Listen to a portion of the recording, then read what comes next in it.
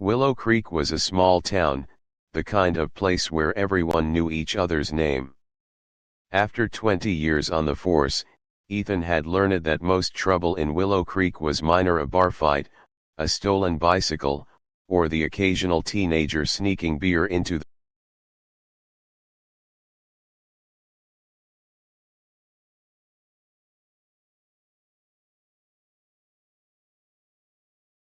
No one expected the final act of Gene Hackman's life to unfold in such a chilling, enigmatic manner. Hollywood's immortal monument, a man who had once stood as a towering figure in cinema, did not fade into the night with a graceful farewell.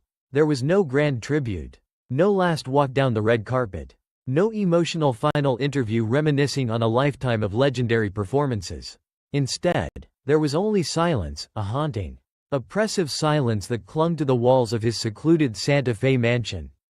And when that silence finally broke, it shattered into 1,000 unanswered questions. Gene Hackman did not pass away peacefully. His last breaths were not sighs of contentment but strangled cries, muffled and distorted by the thick walls of the house that had become his prison. The Santa Fe mansion, once a retreat from the clamor of Hollywood, had turned into a chamber of psychological torment. Love, loneliness, and silent manipulation entwined in a suffocating grip, holding him captive in his final days. But the true horror did not lie in the way he died, it lay in the secrets he left behind. A recording, whispered about in hushed voices, was said to contain his final words. A confession, a plea, a last desperate attempt to break free. But free from what? Or from whom? This was no ordinary tale of an aging legend retreating into obscurity. This was something darker, something that lurked beneath the surface, hidden behind the carefully drawn curtains and locked doors of the silent mansion. A life in the shadows. Gene Hackman had once commanded every frame he graced. From the French Connection to Unforgiven, his presence was raw, unyielding, a force that could not be ignored. He was the very embodiment of Hollywood's golden age, a relic of a time when talent had to fight, scream, and bleed to earn its place under the lights. But in 2004, at the height of his career, he walked away. No grand exit, no lengthy farewell tour, just a single statement announcing his retirement, followed by silence, while his peers clung desperately to relevancy with final roles, surprise comebacks, or sentimental reunions. Gene Hackman disappeared. He did not attend Hollywood events, refused interview requests, and avoided the nostalgia-driven retrospectives that often cemented an actor's legacy. Instead, he and his second wife, Betsy Arakawa, vanished into the vast, sun-drenched landscapes of Santa Fe, New Mexico. There, hidden among the arid hills and endless skies, they built a life removed from the noise of the world. But even in seclusion, whispers of their existence carried beyond the mansion's walls. Locals spoke of the eerie stillness surrounding their home. Mail carriers rarely saw the couple. Deliveries were left at the gate with no human contact. Even their closest neighbors, living mere hundreds of meters away, could not recall the last time they had seen Gene Hackman step outside. Once the face of American cinema, he had become nothing more than a shadow behind stone walls. A house of secrets. Rumors grew with the years. Some believed Gene was writing a secret memoir, an unfiltered account of his years in Hollywood. Others thought he was recording his thoughts, messages meant to be heard only after his passing. But the most unsettling whispers suggested that Betsy Arakawa, the woman who had stood by his side for decades, had encouraged, perhaps even enforced, his complete disconnection from the world. A single fragment of information, leaked from an unexpected source, fanned the flames of speculation. In 2023, a plumber called to the mansion for routine repairs claimed to have seen something peculiar on Gene Hackman's desk. An old-fashioned tape recorder with a handwritten note attached to it. The note read only 3 words. Final words, private. No one knew what the recording contained, or if it truly existed at all. But if it did, it had been made during Gene's weakest months, early 2024. When his health had begun to decline, and his once firm grasp on reality seemed to waver. Had he sensed something? Had he known that the days ahead would no longer belong to him?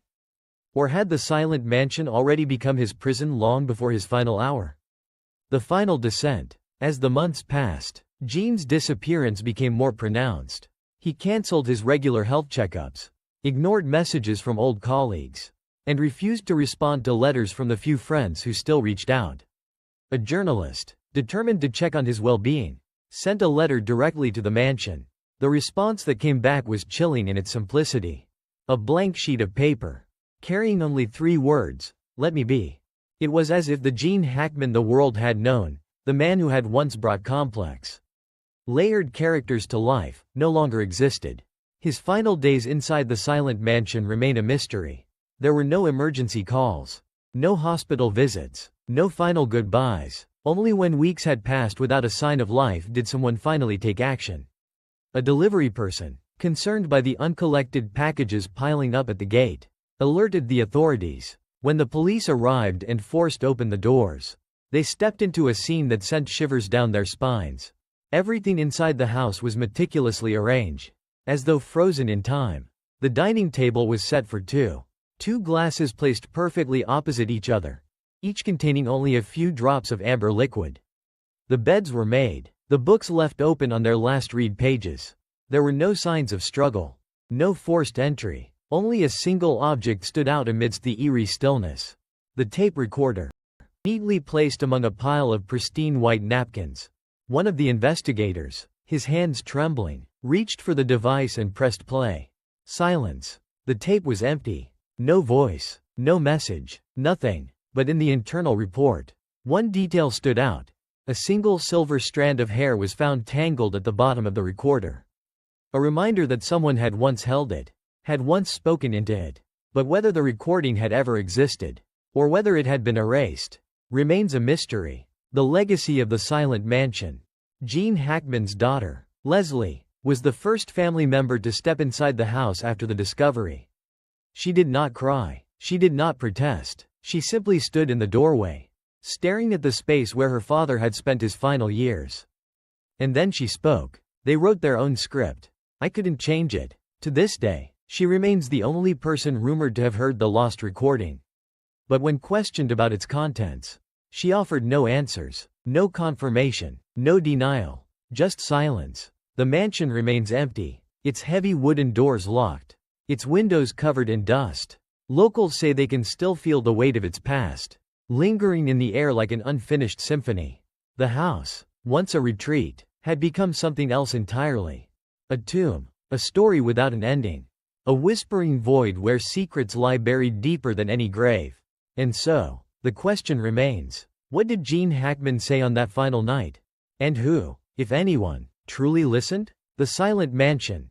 The isolated world of Gene Hackman in Santa Fe. Santa Fe, New Mexico. A place where the sky stretches endlessly, painted in hues of deep orange and crimson as the sun sets over the rugged desert hills. It is a land of silence, where the wind whispers across arid landscapes and the scent of dry earth lingers in the air. This was where Gene Hackman, one of Hollywood's most formidable legends, chose to vanish. For decades, Santa Fe had been known as a retreat for artists, poets, and those seeking solitude away from the fast-paced, artificial glow of Hollywood. But for Gene Hackman, it was more than just an escape, it was an erasure.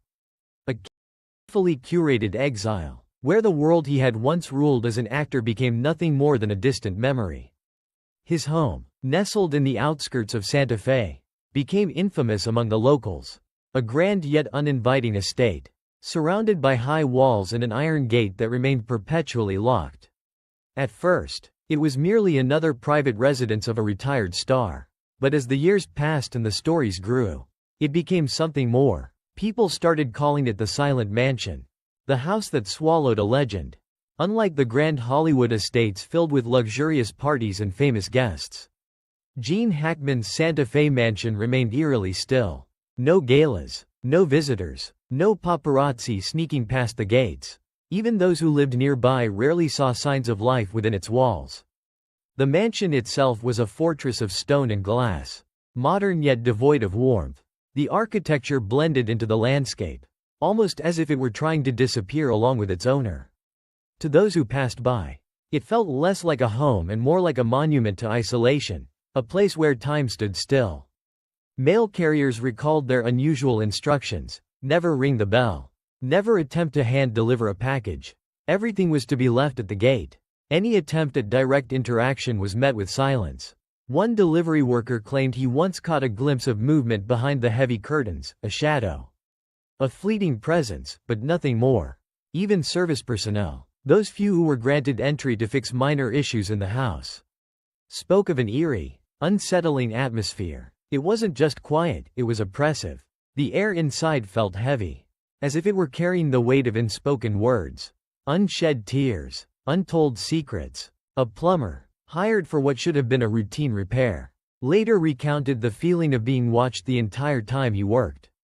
He never saw Jean or Betsy, but he felt their presence, silent, unseen, yet unmistakably there. But the most chilling detail was what he found on Gene Hackman's desk. An old tape recorder, a handwritten note attached to it.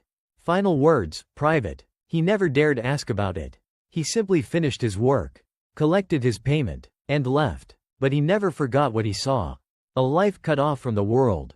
What makes a man sever all ties to his past? What compels someone to abandon a life of fame, admiration, and influence to live in self-imposed exile? Gene Hackman's retirement in 2004 had initially seemed like a personal choice, a well-earned break from the exhausting demands of Hollywood. But as time went on, it became clear that this was no ordinary retreat. He did not return for any nostalgic tributes. He refused interviews, declined invitations to industry events, and ignored all attempts at reconnecting with former colleagues. While other aging stars made surprise appearances, reviving their legacies, Gene stayed silent, and that silence was unsettling. His disappearance from public life was so absolute that even close friends admitted they no longer had direct contact. Had been the architect of this isolation, encouraging him to cut all ties with his old world. Others believed that Gene himself had grown disillusioned, tired of the artificiality of fame, and had willingly buried himself in solitude. But no one knew for sure. There were whispers that he had been writing a memoir, a tell-all book that would expose the secrets of Hollywood. Others claimed he was recording his final thoughts, messages that would only be revealed after his passing. Whatever the truth, no one outside the mansion ever heard what Gene had to say. A pact that no one spoke of. One of the most disturbing rumors surrounding Gene Hackman's final years was what some referred to as the Final Pact. A whispered agreement between Gene and Betsy, one that ensured neither would ever have to live without the other. No one knew exactly when the pact had been made, but as the years passed, as Gene withdrew further into his isolation, some began to suspect that this was more than just a romantic promise. Friends who had once been part of his life were quietly cut off. His children from his first marriage, people who had once been close to him, found their calls going unanswered. Letters went unreturned. It wasn't just solitude, it was a slow, deliberate detachment from the world. Those who knew Gene in his younger years found it difficult to reconcile the man they remembered, strong-willed, independent, unafraid to challenge authority, with the figure he had become. A man whose every decision seemed to be filtered through one person. Betsy Arakawa. She was described by some as the love of his life. Others, however, saw something different. A woman whose influence over Gene was absolute, whose quiet presence hid something deeper, an obsession, a need for control. Gene's final years were spent under her watchful eye. His health decisions, his daily routines, even his thoughts about the outside world, all seemed to pass through her first. And then, in the final months of his life, he stopped speaking to anyone outside the mansion entirely. The Vanishing Act. February 2024. The cameras outside the mansion were shut off. The security system was disabled. No calls were made from inside. No one was seen entering or leaving.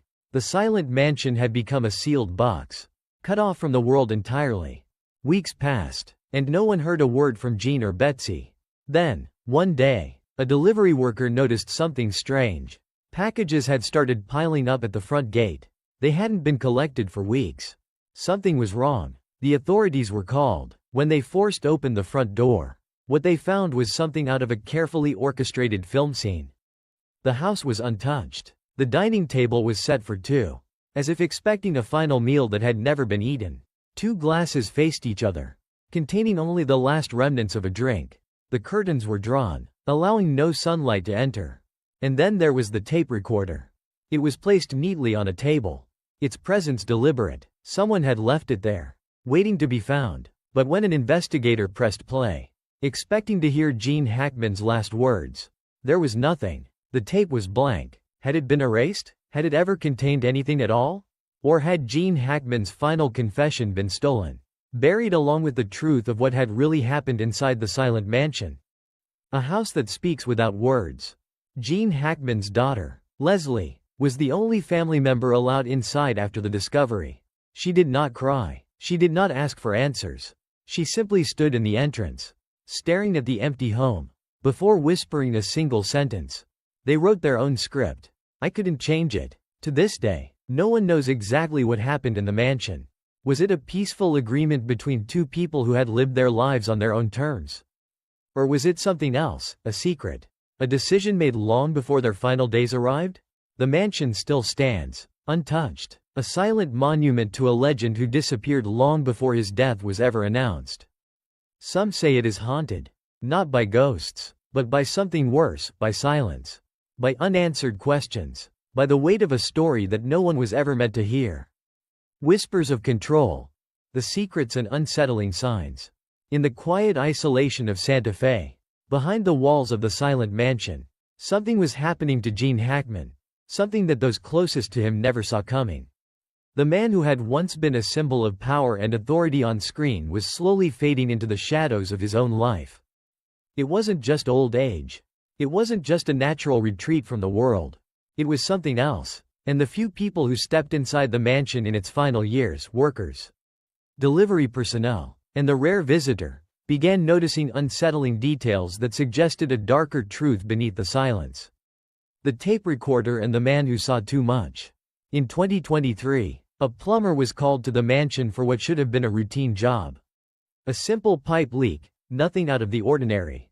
He arrived at the gates, expecting a brief interaction, but as always, the instructions were clear. No unnecessary questions. No conversation beyond the task at hand.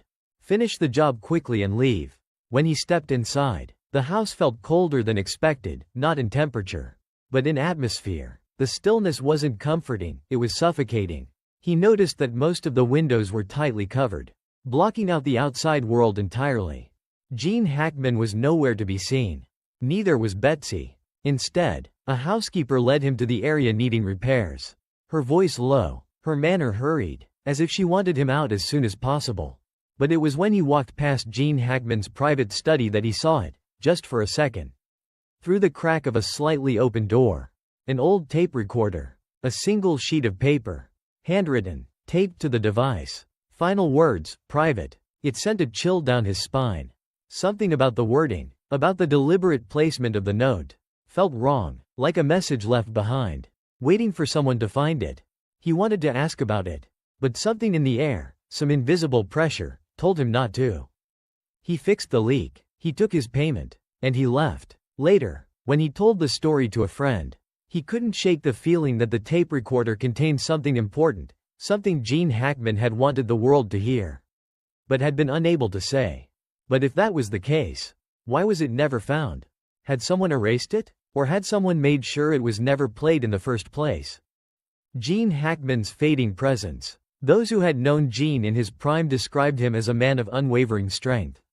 He didn't let others control him.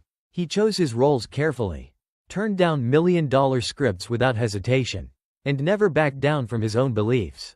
But the Gene Hackman of the Silent Mansion was different. By the time 2023 rolled around, he was barely in contact with the outside world. His health had started to decline, yet he refused to see doctors regularly. Even more concerning, his personality seemed to shift in ways that were difficult to explain. He no longer made his own decisions. His responses became more distant, as if they weren't truly his own. And in rare moments when he did interact with people, his words always seemed filtered, carefully rehearsed. A former friend, one of the last people who still tried to reach out to him, recalled receiving a final letter. A simple note, but one that unsettled them deeply. It read, "Betsy thinks I should rest more. I should stay quiet. I should listen." It didn't sound like Gene Hackman. It sounded like someone else was speaking for him. Or worse, someone else was thinking for him. The final pact. A love story or a prison? Gene Hackman and Betsy Arakawa had been together for over 3 decades. To the world, they seemed inseparable, A partners peaceful in home every in the sense heart of of the New word. Mexico But hides behind a closed shocking doors, secret. there were whispers of something far more disturbing. It started with small details, ones that only became clear in hindsight. Gene stopped contacting his children. At first, it was infrequent. Then, the phone calls became non-existent. His letters to them went unanswered, not because they didn't reply, but because, according to some sources, Betsy made sure he never saw them. Old friends were cut off. People who had worked with Gene for years, who had stood by him through the highs and lows of Hollywood, found themselves shut out. Even simple decisions went through Betsy. From meal plans to medications to who was allowed to visit. Nothing happened without her approval. But the most terrifying rumor revolved around the final pact.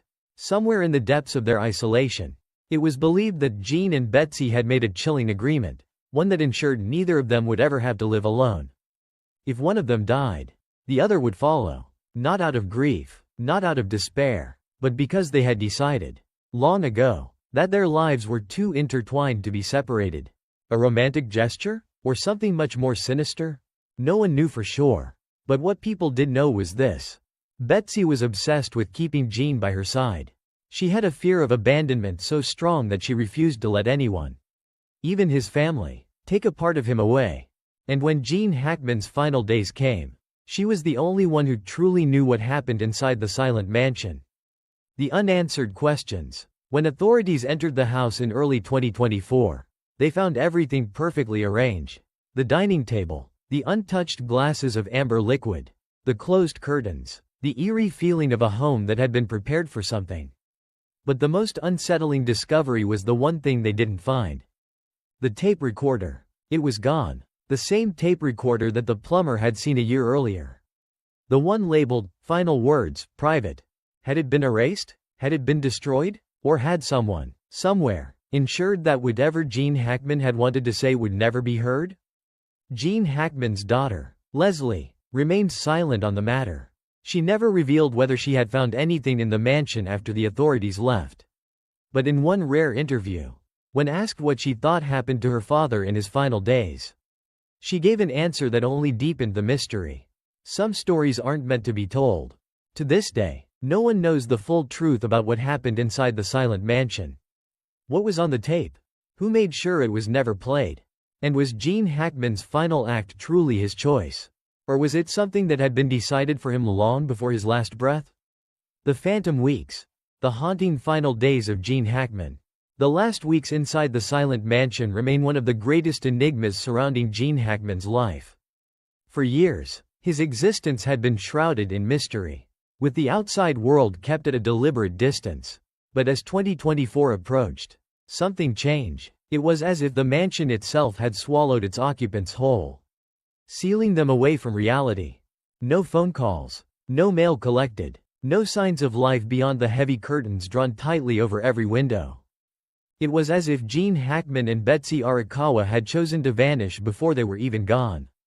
And when authorities finally broke through the doors, what they found inside sent chills through even the most seasoned investigators.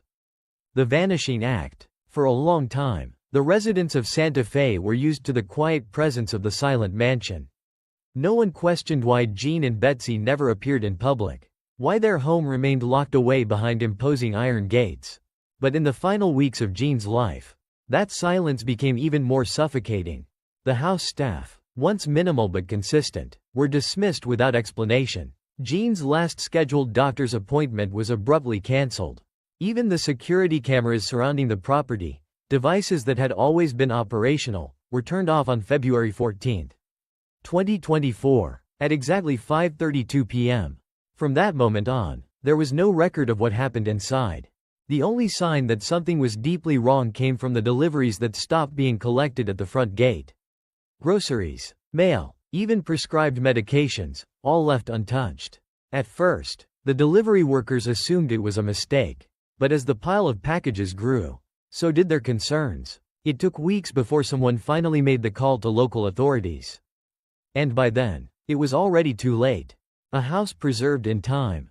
When the authorities arrived, they expected resistance, a locked gate, a drawn-out process to gain entry. But to their surprise, the front door was unlocked. As they stepped inside, the first thing they noticed was the stillness. Not just the quiet of an empty house, but something far deeper. It was as if time had stopped within those walls. Nothing was out of place. The dining table was set for two, untouched, as though someone had prepared for a meal that never happened.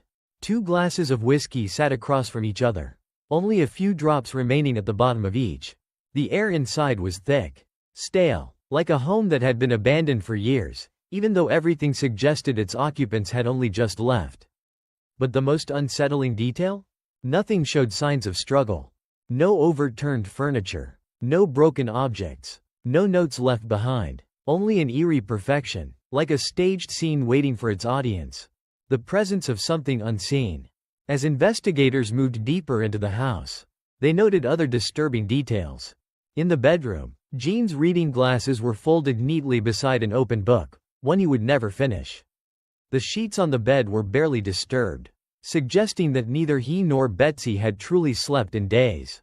Then came the discovery of the medicine cabinet.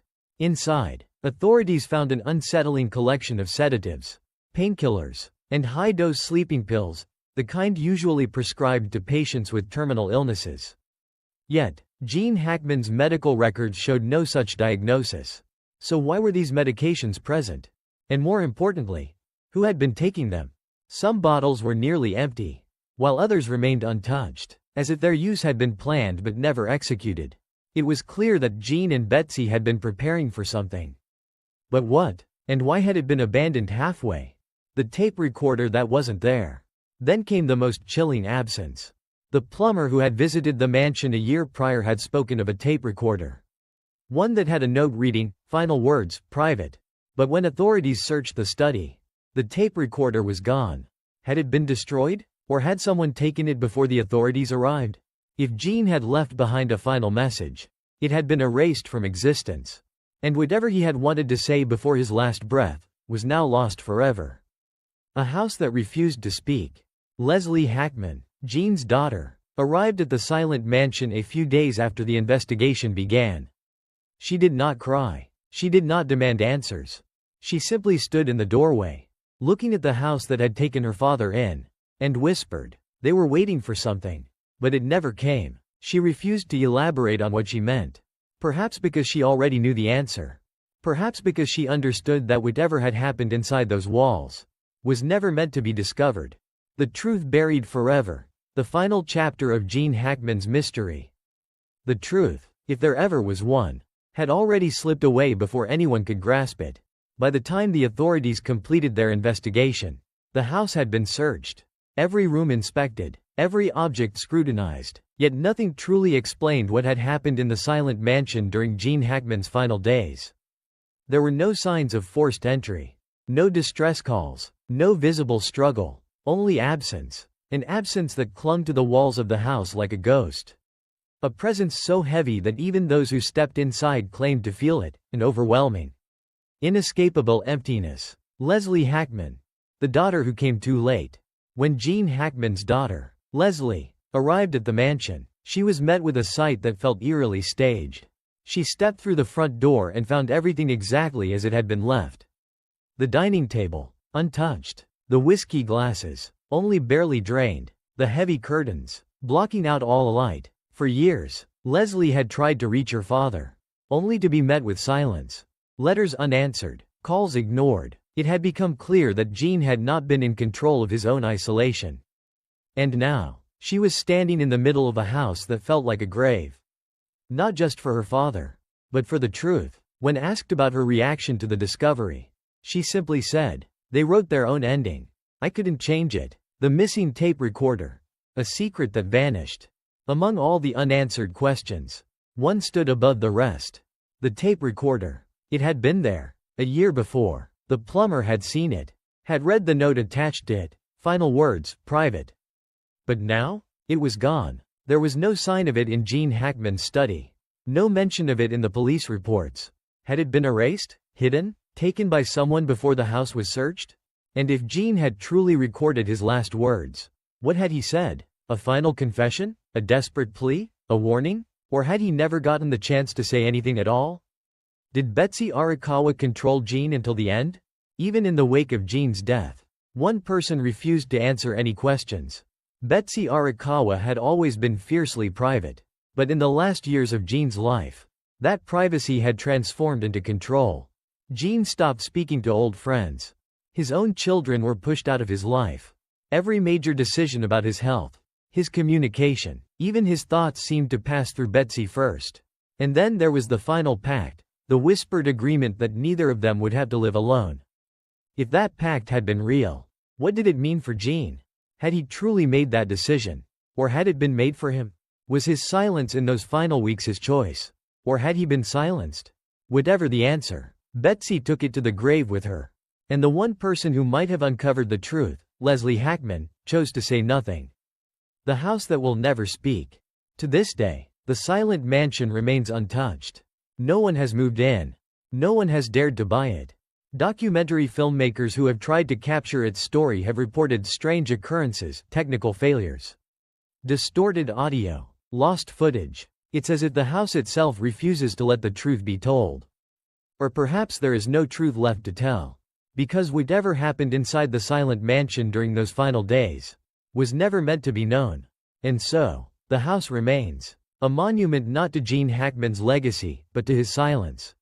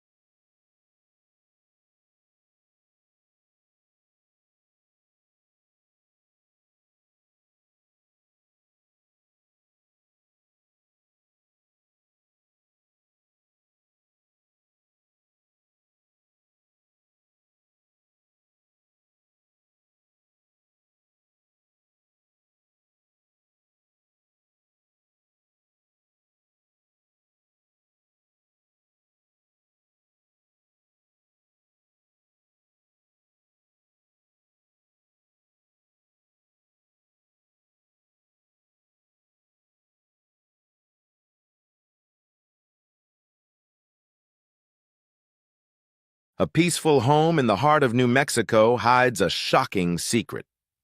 The investigation into the deaths of legendary actor Gene Hackman and his wife, Betsy Arakawa, brings authorities to their home. At first, everything seems normal, with the cause of death being determined to be heart disease. But when the old floorboards are removed, a shocking discovery leaves the seasoned investigation team speechless. What really lies beneath Gene Hackman's home? Watch to discover the shocking truth.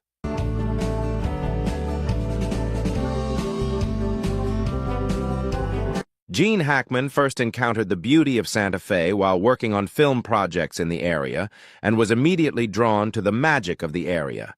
This fascination led him and his wife, Betsy Arakawa, to search for a permanent home. They purchased a property in need of significant renovation and worked with local firm Studio Architectura to transform it into a space that perfectly reflected Hackman's eclectic vision. He combined Southwestern architectural elements with his own personal touches to create a unique, distinctive home. Hackman's new home sits on 12 acres of pinyon-covered hills a few miles north of downtown Santa Fe, with stunning 360-degree views stretching to the Colorado mountains. Hackman was initially drawn to the property's ideal location when he purchased it. But to make it the ideal living space, he brought in architects Harry Dapple and Stephen Samuelson of Studio Architectura to help renovate it. The house was really horrible, Samuelson recalls. It was just a concrete block building from the 1950s that had been abandoned for a long time and was in serious disrepair. Still, with a solid foundation and a great location, Hackman and Betsy had no qualms about making it their home. Rather than recreating pure Pueblo architecture, they prioritized spaciousness, open spaces, and French windows, elements that are hard to come by in traditional adobe structures. The result is a unique blend of styles, part Pueblo, part New Mexican colonial, part Spanish Baroque, all blended together to create a space that is both raw and elegant.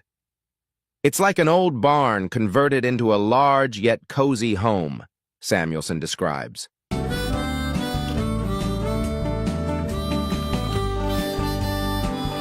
One of the first major steps in the renovation was removing nearly 90% of the roof, allowing for ceilings to rise as high as 20 feet in some areas. Partition walls were also removed to accommodate Hackman's desire for spacious rooms. 3 small rooms were merged into one large living room with tree trunk columns, irresistibly comfortable sofas, and a state-of-the-art stereo system for Hackman to enjoy his favorite music. I wanted a large hall-like space with the other rooms opening around it, rather than being divided by walls, Hackman says. It's a stark contrast to my previous homes, especially the Montecito house, which was very formal. Hackman gave the interiors a cinematic feel, making the house feel as if it had been there for centuries, with layers of color and the passage of time. He requested a patchy effect on the plaster walls, as if water had leaked through the years, and even wanted darker patches to mimic smoke stains. Convincing the plasterers to understand this vision was no easy task, but the end result was a subtle gradient of walls that both defined the space and maintained its openness. In the entry hall, the turquoise gradually transitions to a tan, creating a natural bridge between the exterior and interior. In the same spirit, the new ceiling beams were treated with a special treatment. They were burned, chained, and repainted multiple times to achieve the desired darkness. When Hackman wanted a traditional style of stamped tin ceiling but couldn't find one that he liked, he commissioned a local artisan to handcraft it exactly as he envisioned it.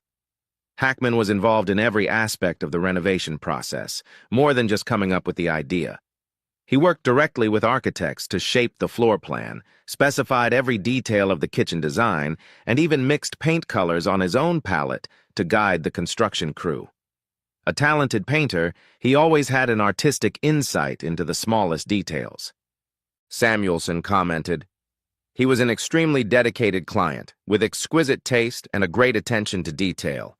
We had to keep him updated on the progress. Otherwise, a few days later, we would get a call. 'Hi, this is Gene Hackman. Do you remember me?' Hackman's dedication and attention to detail transformed an old building into an artistic living space that perfectly reflected the man and his lifestyle. The Santa Fe home was not just a shelter, but also a living work of art, bearing the personal stamp of a film legend.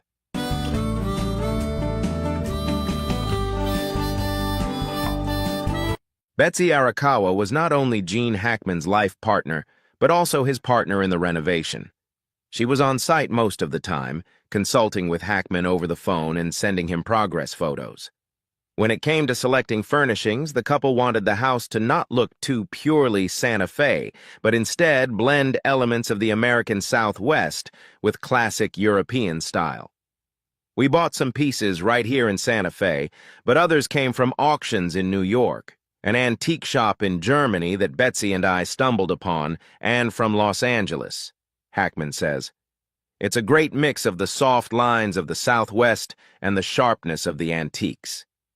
The newly purchased furniture, combined with items from Hackman's Montecito store, created a unique ensemble, completed with the help of two prominent Santa Fe interior designers, Ken Figueroa and Glenn Gomez.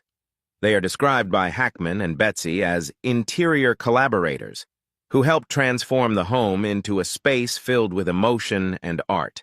The softness of the Santa Fe color palette and the traditional lines of European antiques are cleverly connected by large-scale, brightly colored accessories. However, Hackman and Arakawa did not want the home to become a museum of New Mexico arts and crafts. Instead, they selected pieces that made the strongest impact. Many of the pieces are from Morocco, notably the exquisitely hand-painted spice racks that look like colorful mosaics.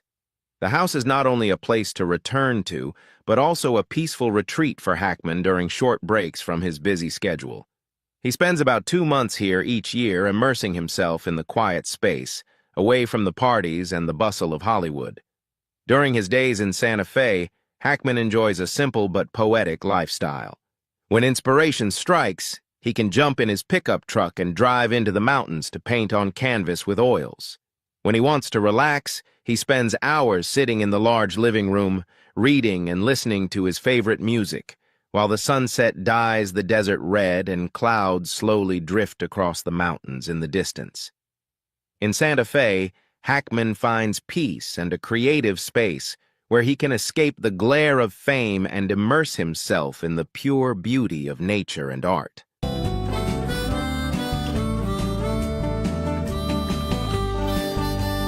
After retiring in 2004, Gene Hackman devoted most of his time to pursuing his passions of painting and writing, finding abundant inspiration in the quiet surroundings of Santa Fe. His days followed a slow but meaningful rhythm. Mornings began with leisurely walks, followed by creative time in his studio, where he immersed himself in the world of art. In the evenings, he and his wife, Betsy Arakawa, enjoyed the peace of their cozy home, away from the noise and public scrutiny. Despite his private lifestyle, Hackman maintained a connection with the local community. He occasionally appeared at cultural events, supporting regional arts initiatives as a way of showing his appreciation for Santa Fe's diverse culture. Above all, however, he valued privacy, ensuring that his home remained a peaceful retreat, away from the hustle and bustle of the entertainment world. But beyond the quiet of nature, who else shared Hackman's sprawling Santa Fe mansion? Behind the art, behind the peaceful space, lies an emotional story of love, commitment, and the deeply personal relationships that shaped his life. Gene Hackman's marriage reflects a journey of ups and downs, from challenge and heartbreak to healing and peace. One of Hollywood's most talented actors, he has had 2 very different marriages. His first marriage to Faye Maltz was a story of love and perseverance through difficult years, while his second, to Betsy Arakawa, was one of true tranquility and happiness. Hackman met Faye Maltz in the 1950s, when he was still struggling to find his footing in the film industry. At that time, he was just an unknown actor, living on many odd jobs to make ends meet, while Faye was a secretary with a warm heart and far-sighted eyes. Although Hackman had nothing in hand, Faye still believed in him and stayed by his side, building a future with him from scratch. In 1956, they got married and began a challenging life, constantly moving from one small apartment to another, while Hackman worked tirelessly to pursue his passion. In the early years of marriage, money was tight and rejections in auditions made him collapse many times. But Faye was always a solid support, both supporting him mentally and helping him overcome the most uncertain stages of his career.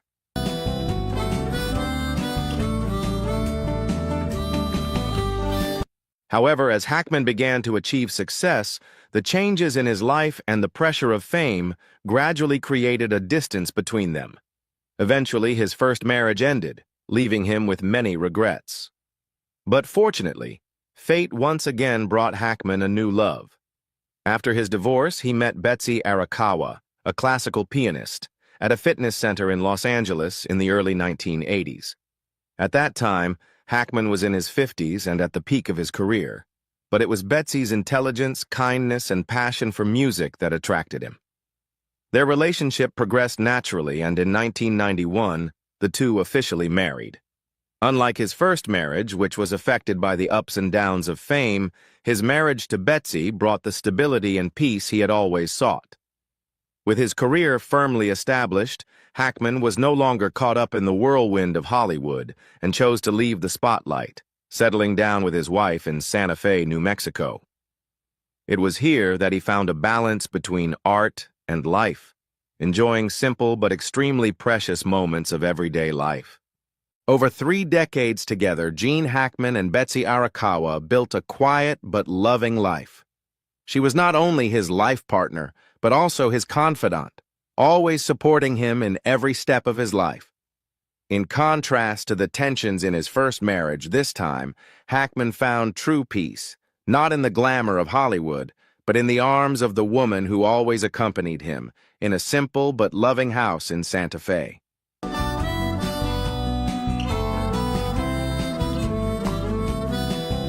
In the 1970s, Gene Hackman rose to the ranks of Hollywood A-listers when he won an Oscar for his role in Asterisk, The French Connection Asterisk. However, behind the halo of fame came a price. As he entered the world of cinema with relentless dedication, Hackman gradually put his career above his family.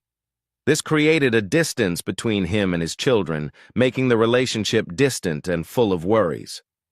Hackman was secretive about his personal life, rarely sharing about his family. In a 1989 interview, he told critic John C. Tibbets that audiences loved him for his image as a normal man. He explained that he always wanted to keep his personal life simple so that when he stepped on screen, he could transform into a character in the most natural way. Despite reaching the pinnacle of fame, Hackman admitted that he did not really handle the transition from unknown actor to Hollywood legend well. On the show Larry King Live, when asked about the feeling of reaching the peak of his career, Hackman shared that he always tried to take care of his family. They never lacked anything materially, but because he was too absorbed in Hollywood, he accidentally left his family. Although he was not drawn into the glamorous lifestyle, the attraction of this industry made him unable to stop.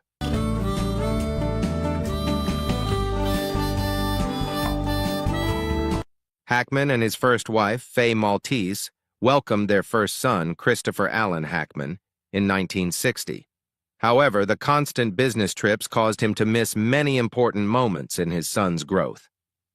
In a conversation with journalist Lita Powell Drake in February 1984, when asked if there was a time when he stopped hugging his son and instead just shook hands, Hackman affirmed that they still kept the habit of hugging each other and he felt grateful for that. He stressed that one of the saddest things is when a child does not receive the hugs and attention of his parents.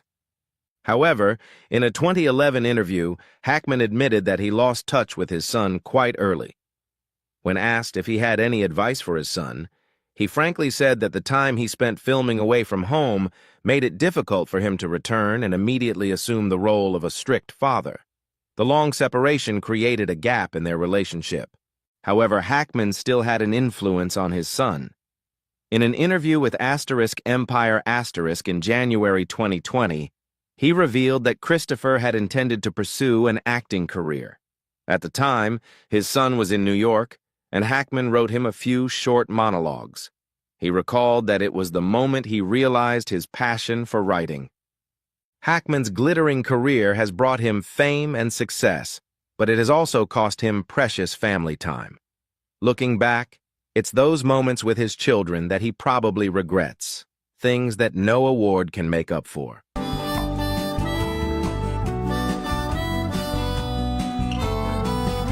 Gene Hackman and his ex-wife, Faye Maltz, welcomed their second daughter, Elizabeth Jean Hackman in August 1962. Not much is known about Elizabeth, however, as Hackman rarely spoke about his family in interviews. However, he did recall a difficult period in his career in the 1970s and 1980s when he had to borrow his daughter's car to go to interviews in Hollywood. Speaking to a journalist in 2000, Hackman recalled, "I just hung in there, took most of what was given to me, and tried to make things work." Elizabeth accompanied her father to several major events. Notably, she appeared at the December 1978 screening of Superman at the Kennedy Center in Washington, D.C., where Hackman played the famous villain Lex Luthor. When asked why she chose the villain role, Hackman humorously replied, "Playing the villain is great. It's like having a ticket to cheat on screen." Years later, in October 1996, Elizabeth was spotted at the premiere of The Chamber in Beverly Hills, along with her sister and stepmother, Betsy Arakawa. Hackman and Maltz also had a younger daughter, Leslie Ann Hackman, born in October 1966. Like her sister, Leslie kept a low profile. In 1984, when asked about the film Misunderstood Hackman shared the connection between the character and his personal experiences as a father. "My youngest daughter saw the film and was very moved, but I think it was more because of the story than because I was in it," he said. "She liked it so much that she recommended it to her friends and plans to go with them." Leslie also attended several major events with her father, including the 41st Golden Globe Awards in January 1984, the premiere of The Godfather Part 3 in December 1990, and the premiere of Class Action in March 1991. Although he did not often mention his children, Hackman did make a rare public statement to the Irish Independent in August 2000, crediting them for his decision to continue acting rather than pursue directing. Hackman had previously bought the rights to The Silence of the Lambs with the intention of making his directorial debut, but later decided against it. "I have no regrets about that decision," he said. "My kids helped me realize that this wasn't the right path for me." Hackman also admitted that being the child of a celebrity isn't easy. "I couldn't always be there for them when they were growing up," he said. "Living in California, they were always in the shadow of my success, which wasn't easy." Despite the distance, Hackman still treasures his family and the influence they have had on his life.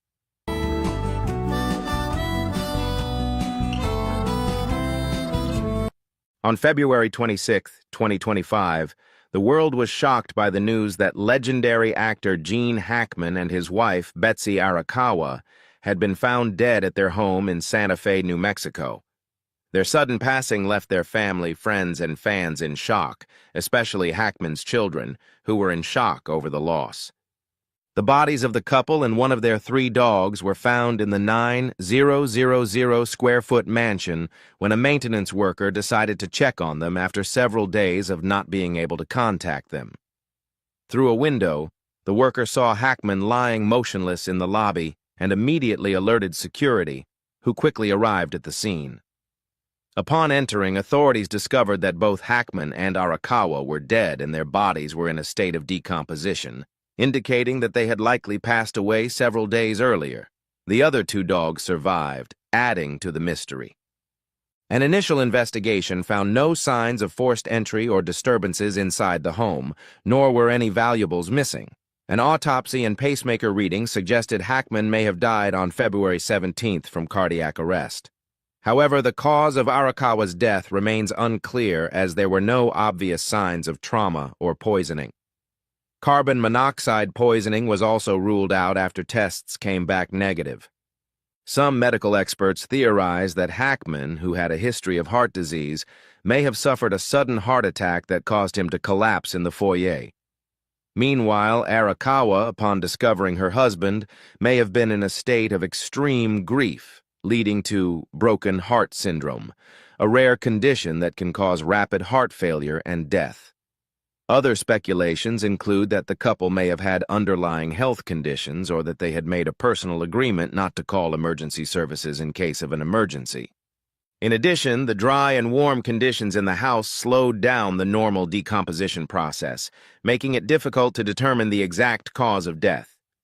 The public has also questioned why no one checked on them sooner, despite the security system and support staff at the house. Currently, the investigation is still ongoing to clarify all aspects of the incident. Whatever the true cause behind the deaths of Gene Hackman and Betsy Arakawa, their loss has left a huge void in the hearts of those who loved them.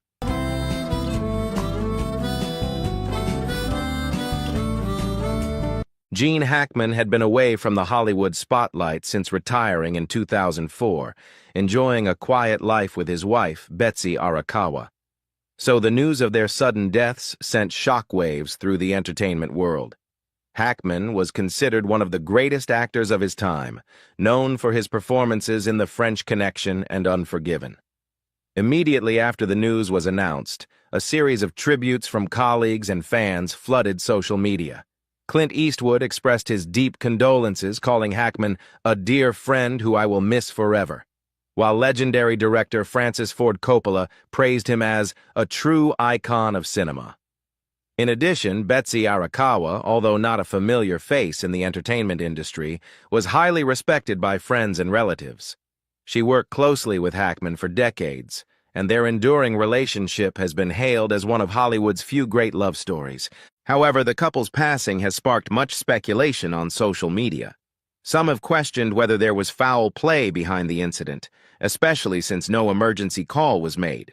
While officials have said there is no evidence of foul play, questions remain about the exact cause of their deaths. Many have speculated that Hackman may have died of heart failure, while Arakawa may have succumbed to emotional shock. There are also theories that an unidentified environmental factor in the home may have contributed to the tragedy. Their story, Two People Who Couldn't Live Without Each Other, has left a strong impression on the public. While the world mourns, investigators continue to unravel the mysteries surrounding the incident. The FBI recently removed the floors of Gene Hackman's mansion to collect more evidence. At a press conference, Santa Fe County Sheriff Daniel Morales acknowledged the unusual circumstances but declined to provide details. I wouldn't say it's strange, but it's certainly unusual to have two people die in the same residence without any warning signs. That's really concerning, he told dozens of reporters. Morales also confirmed that the authorities are working closely with federal agencies to ensure that no clues are missed. Currently, toxicology reports and forensic analysis are still being processed, and the public continues to wait for answers to one of the most curious cases in Hollywood in recent times.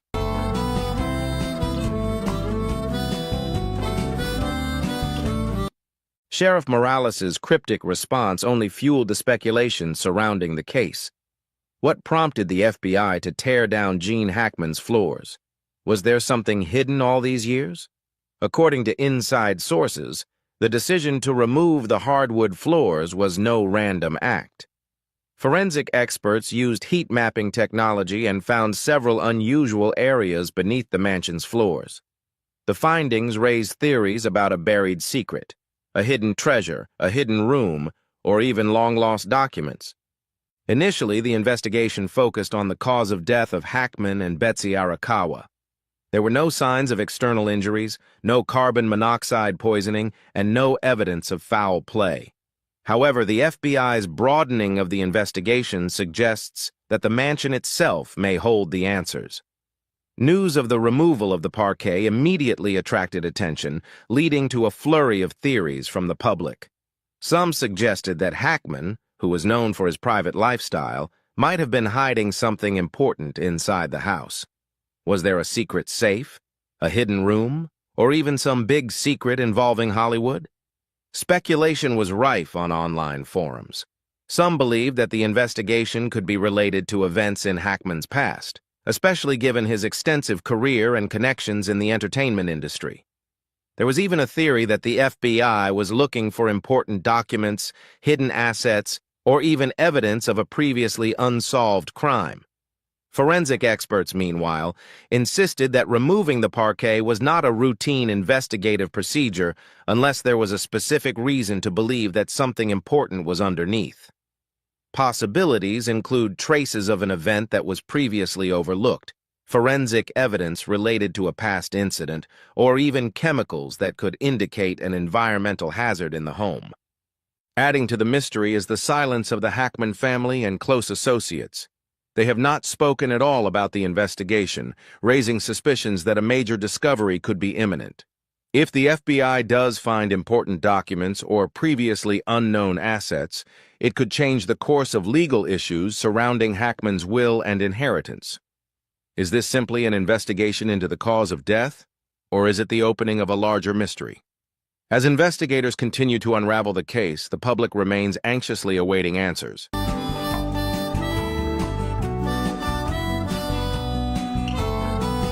The involvement of the FBI, rather than just local law enforcement, shows the seriousness of the case and raises many questions about what they are really looking for. Hackman's mansion remains sealed as forensic experts continue their thorough examination. However, the FBI has kept everything under wraps, refusing to provide any timeline for the investigation, leaving the public even more curious. Are there any shocking discoveries to be uncovered? Is the Hollywood legend's home hiding a secret that could completely change the course of the case? And most importantly, what is hidden beneath the wood floors of this luxurious mansion? Another theory being considered: could Gene Hackman's long-standing health problems be the key to solving the mysteries surrounding his death? Given Hackman's poor health in his later years, the latest findings could shed light on every aspect of the case. During his later years, Hackman faced a number of health issues, from chronic heart disease to age-related injuries. These factors had a significant impact on his life after leaving the screen. One of the biggest health challenges Hackman experienced was a major heart attack in 1990 when he was just 60 years old. This incident forced him to reevaluate his lifestyle and make many changes to maintain his health. This is also considered the reason why he reduced his work in Hollywood. By 2004, Hackman made a landmark decision: officially retiring from acting. Although he never explicitly stated that his health condition was the main cause, physical signs showed that his body was no longer strong enough to pursue long-term film projects. He underwent many medical treatments, including a pacemaker to support his heart's function. As he entered his 70s and 80s, Hackman faced the challenges of aging. According to sources, he had difficulty moving around and often needed assistance with daily tasks, although his mind remained sharp. Despite his declining health, Hackman maintained a peaceful life, away from the noise of the media. He rarely appeared in public, instead enjoying quiet time with his wife, Betsy Arakawa, in Santa Fe, New Mexico. Occasionally, paparazzi still caught him in ordinary moments, walking, cycling, gardening, and simply enjoying life. Those images showed that Hackman, although slowing down, still maintained his own simple joys. With such health factors, the question is, did Gene Hackman's long-standing heart condition play a significant role in the mysteries surrounding his death? And if not, what is the FBI looking for inside his lavish mansion? The coming days could bring surprising revelations that could change the course of the case forever.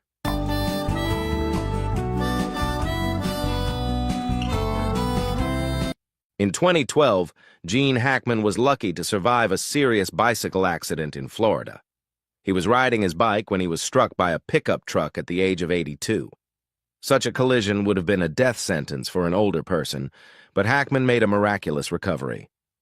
The incident once again showed his incredible strength and resilience, although it also raised concerns about the fragility of his body after years of health challenges. Despite battling illness in the past, Hackman lived into his 90s. However, according to reports, his health had declined significantly in his later years. Close friends revealed that the actor had become increasingly frail and that moving around had become more difficult than ever. Although his mind remained sharp, his body seemed unable to keep up.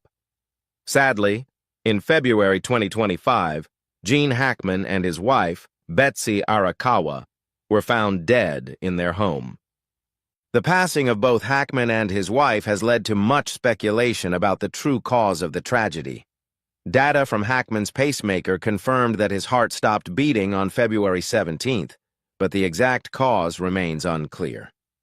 Some experts believe that his wife, shocked by her husband's unresponsiveness, may have suffered a mental breakdown and suffered stress-related heart failure. However, all of this is speculation, as the FBI has yet to release a final report on the case. Although Hackman's life was shrouded in mystery, his legacy remains. He was not only a legend on screen, but also a fierce warrior in real life. From his battles with illness, serious injuries, and years of seclusion from the Hollywood spotlight, Gene Hackman lived a life of dignity and meaning. But the question remains, will investigators ever find the final truth about his cause of death? What mysteries lie behind the incident? Share your thoughts in the comments below, and don't forget to click on the tags on the screen to discover more fascinating stories.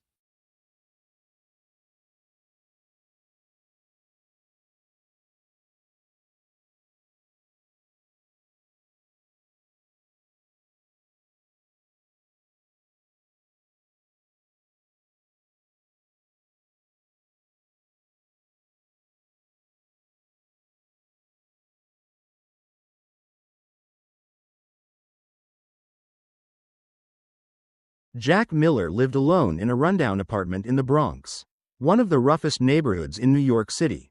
His apartment was on the second floor of an old brick building, the kind with cracked walls covered in graffiti and windows taped over with plastic sheets. The floorboards creaked underfoot, and the yellowed walls smelled of mildew and cigarette smoke. Jack Miller lived alone in a rundown apartment in the Bronx, one of the roughest neighborhoods in New York City. Jack Miller lived alone in a rundown apartment in the Bronx, one of the roughest neighborhoods in New York City. His apartment was on the second floor of an old brick building, the kind with cracked walls covered in graffiti and windows taped over with plastic sheets. The floorboards creaked underfoot, and the yellowed walls smelled of mildew and cigarette smoke. Outside, the constant hum of traffic mixed with the occasional scream or gunshot echoing from a nearby alley. It was Jack a warm wasn't evening exactly at a sociable Mar-a-Lago. man. He worked at a small repair shop at the corner of the street, fixing old fans, radios, and whatever broken appliances people brought in. The shop barely made enough money to cover his bills. But Jack had learned to live with less. He didn't talk much to his neighbors, who were mostly struggling families, drug addicts, and old folks who had long given up on life. The only companion Jack had was a black cat named Shadow. He had found Shadow one rainy night, shivering under a pile of trash bags. The cat had followed him home, curled up at the foot of his bed, and never left. Shadow was quiet and independent, but at night, he would jump onto Jack's lap and curl up, purring softly. Jack didn't know why, but having Shadow around made the apartment feel a little less empty. It was a cold night in late autumn when things started getting strange. Jack was sitting at the small wooden table in his kitchen, eating a bowl of instant noodles while Shadow sat nearby, licking his paw. Suddenly, Shadow's ears perked up, and he darted toward the door. Jack frowned, putting down his chopsticks. "What's up, Shadow?" Shadow meowed and walked toward the door. Jack stood up and followed. When he opened the door, Shadow was sitting proudly beside a bundle on the worn doormat. Jack bent down and his breath hitched in his throat. It was a stack of crisp, neatly wrapped $100 bills, at least a few $1,000s worth. Jack picked it up slowly, feeling the texture of the bills. His mind raced. Where the hell had Shadow found this? His eyes darted nervously down the hallway, but no one was there. He closed the door and locked it. Sitting back at the table, Jack counted the money, $5,000. He glanced at Shadow, who had settled back down near the radiator. "Where the hell did you get this?" he whispered. Shadow blinked lazily, curled his tail around his paws, and purred. Jack sat back in his chair, his pulse racing. The next morning, Jack walked down to the corner shop for a cup of coffee. The woman behind the counter, an older lady named Mrs. Johnson, smiled at him. "Morning, Jack," she said. "You look pale. You okay?" Jack hesitated. "Yeah, just didn't sleep well." He stirred his coffee, glancing at the people walking by the store window. A group of teenagers in hoodies were standing near the bus stop, smoking and laughing. Across the street, a man in a puffy jacket was talking to someone in a black car with tinted windows. It was the usual scene in the Bronx: drugs, poverty, and desperation. "Hey," Jack said suddenly, "has anyone lost any money around here?" Mrs. Johnson raised an eyebrow. "Money? In this neighborhood? Honey, nobody's got money to lose." Jack forced a smile and finished his coffee. He walked back home, still thinking about the money. It was too much to be random. Someone had to have left it there. But who, and why? That night, as Jack sat down to eat, Shadow jumped up onto the table, staring at him with his green eyes. Jack scratched behind his ear. "Where did you find that money?" "Huh?" Shadow's tail swayed. Then, without warning, he jumped down from the table and walked toward the bedroom. Jack watched as Shadow slipped under the bed. A few seconds later, Shadow returned, carrying another bundle of cash in his mouth. Jack shot to his feet. "Jesus, Shadow." He rushed over, taking the bundle from Shadow's mouth. Another $5,000. Jack stared at the money, his heart pounding. He dropped it onto the table, breathing heavily. What the hell is going on? Jack sat down, his hands trembling. He knew there was only one way to get answers. He needed to know where Shadow was getting the money from. Jack searched through his closet until he found an old security camera that he had installed years ago when someone broke into his apartment. He spent half an hour setting it up, positioning the camera to face his bedroom and the space beneath his bed. "Okay, Shadow," Jack muttered. "Let's see what you've been up to." That night, Jack turned off the lights and sat in front of his laptop, watching the live feed from the camera. Shadow was curled up on the windowsill. But around midnight, he stood up and stretched. Then, he walked toward the bed. Jack leaned forward. Shadow slid under the bed. And after a few seconds, his head reappeared, dragging a small fabric pouch between his teeth. Jack's eyes widened. He paused the video and crawled toward the bed. Lifting the mattress, he saw what Shadow had been working on. There was a small gap between the wooden floorboards beneath the bed. Shadow had scratched away the edges, revealing a dark compartment underneath. Jack reached down and pulled at the loose board. The compartment opened to reveal a wooden box, old and scratched. Jack pulled it out, setting it carefully on the bed. The box was heavy. His heart raced as he lifted the lid. Inside were stacks of $100 bills, tightly bound with faded rubber bands. Jack's mouth went dry. He pulled out the money and underneath it was an envelope, yellowed with age. Jack opened it carefully. Inside was a folded piece of paper. A letter. "Jack, if you're reading this, it means I'm not here anymore. I've saved this money for you, bit by bit over the years. I never told you because I wanted you to stand on your own 2 feet. But if you've found it, it means you need it now. Use it wisely. Love, Mom." Jack's throat tightened. His hands shook as he folded the letter and held it to his chest. His mother had died nearly 10 years ago. He had always thought she left nothing behind, just a broken apartment and memories of their fights. But she had left this. She had been planning for him all along. Jack sank onto the bed, the letter still in his hand. Shadow jumped up beside him, pressing his soft body against Jack's side. Jack whispered, "Mom, I'm so sorry." Shadow curled up on his lap. And for the first time in years, Jack let the tears fall. Jack sat on the edge of his bed, the letter from his mother resting on his lap. His hands trembled as he folded the delicate paper and placed it back into the wooden box. The stacks of money lay on the bed beside him, crisp and neatly bundled. Tens of thousands of dollars. More money than Jack had seen in his entire life. Shadow sat next to the box, his tail flicking lazily as if he had nothing to do with the fact that Jack's life had just turned upside down. Jack scratched the back of his head, his mind racing. How the hell did you even find this?" Jack whispered, looking at Shadow. Shadow just stared at him with those wide, green eyes. Jack sighed and leaned back against the wall. His gaze drifted to the worn-out ceiling fan spinning slowly overhead. His apartment had always felt like a cage, a reminder of the life he'd built for himself after years of failure and bad decisions. But this money, it was enough to change everything.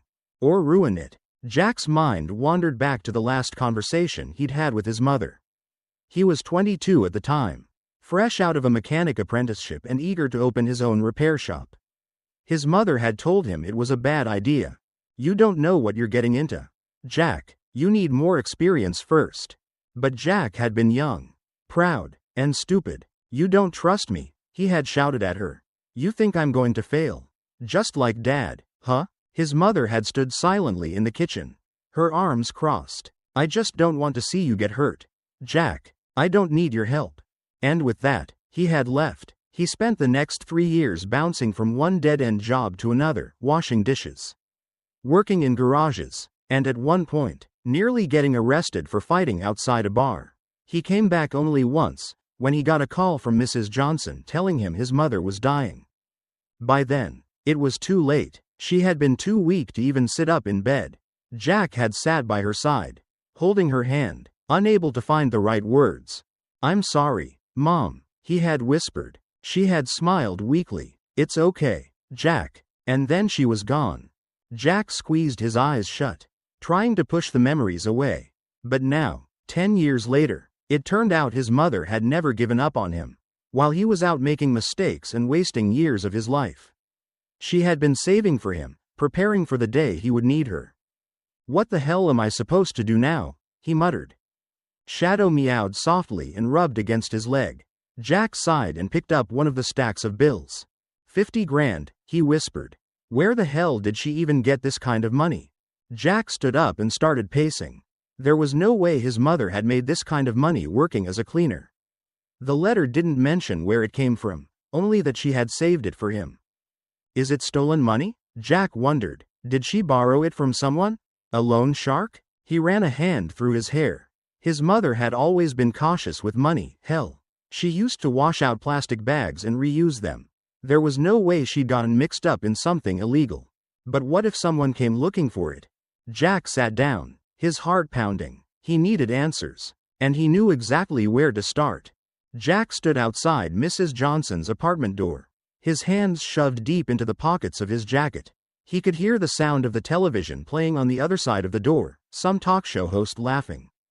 He knocked. Just a second. A moment later, Mrs. Johnson opened the door. She was wearing an old house robe, her graying hair tied back with a scarf. She smiled when she saw him. Jack, this is a surprise. You okay? I need to ask you something. Mrs. Johnson's smile faded. Come on in. Jack stepped inside. Her apartment was small but cozy, cluttered with framed pictures of her grandkids and crocheted blankets draped over the back of the sofa. Sit down, honey. I'll put some tea on. Jack sat on the couch, his knee bouncing anxiously. Mrs. Johnson returned with 2 cups of tea and sat down beside him. So, she said, what's bothering you? Jack hesitated. Did my mom ever mention saving up money? Mrs. Johnson's face softened. Oh, so you found it. Jack's eyes widened. You knew? Mrs. Johnson sighed. Your mom, she was a proud woman. Jack, she didn't like asking for help, even when she needed it. After you left, she started working extra jobs, cleaning houses during the day, working at the laundromat at night. She even took in sewing work for some of the ladies at church. Jack swallowed. How much did she save? Mrs. Johnson hesitated. She never told me the full amount. But I know some of it came from a settlement. Jack's brow furrowed. Settlement? Mrs. Johnson nodded. Your dad's accident. Jack's chest tightened. I thought Dad didn't leave us anything. Well, your mother didn't want you to know. The settlement came years after his death, a workplace negligence claim. Your mom didn't spend any of it. She said it belonged to you. Jack felt like the air had been knocked out of his lungs. He leaned forward, rubbing his hands over his face. I didn't know. Mrs. Johnson's eyes softened. She was saving it for you, Jack, for when you were ready. Jack shook his head. I don't deserve this, after the way I treated her. Mrs. Johnson reached over and squeezed his hand. Jack, your mom loved you. She didn't care about the mistakes you made. She just wanted you to be okay. Jack's throat tightened. He pulled his hand away and stood up. Thank you for telling me. Mrs. Johnson smiled. What are you going to do with it? Jack hesitated. He looked toward the window, where the gray buildings of the Bronx stood under the cloudy sky. I don't know yet. Jack walked home through the dimly lit streets of the Bronx, his mind racing. His mother had left him a gift, a way out. He could finally leave this neighborhood. Hell, He could probably buy a small house somewhere out west. Start over. But the faces of the kids on the street haunted him. The ones hanging out near the bus stop. Smoking. The ones wearing oversized jackets. Walking with that hardened edge of someone who had already seen too much violence. Jack knew exactly what kind of future awaited them if nothing changed. He also knew he could change it. But why should I? Jack thought. Why should I sacrifice my chance for a better life? His phone buzzed in his pocket. It was Joe, an old friend from his wilder days. Jack hesitated before answering. Hey, man. Joe's voice came through. Heard you came into some money. Jack's jaw tightened. Who told you that?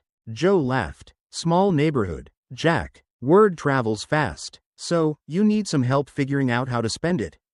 Jack sighed. I don't think so. Joe, come on, man. We could hit Vegas. Double your money. Or better yet, get out of this dump for good. Jack stared down the street at a group of kids sitting on the curb. He knew exactly what his mother would have wanted him to do. I'll think about it, Jack said, but he already knew the answer. Jack sat on the steps of his apartment building, a cigarette burning between his fingers. He wasn't a regular smoker, but tonight felt like the kind of night that called for it.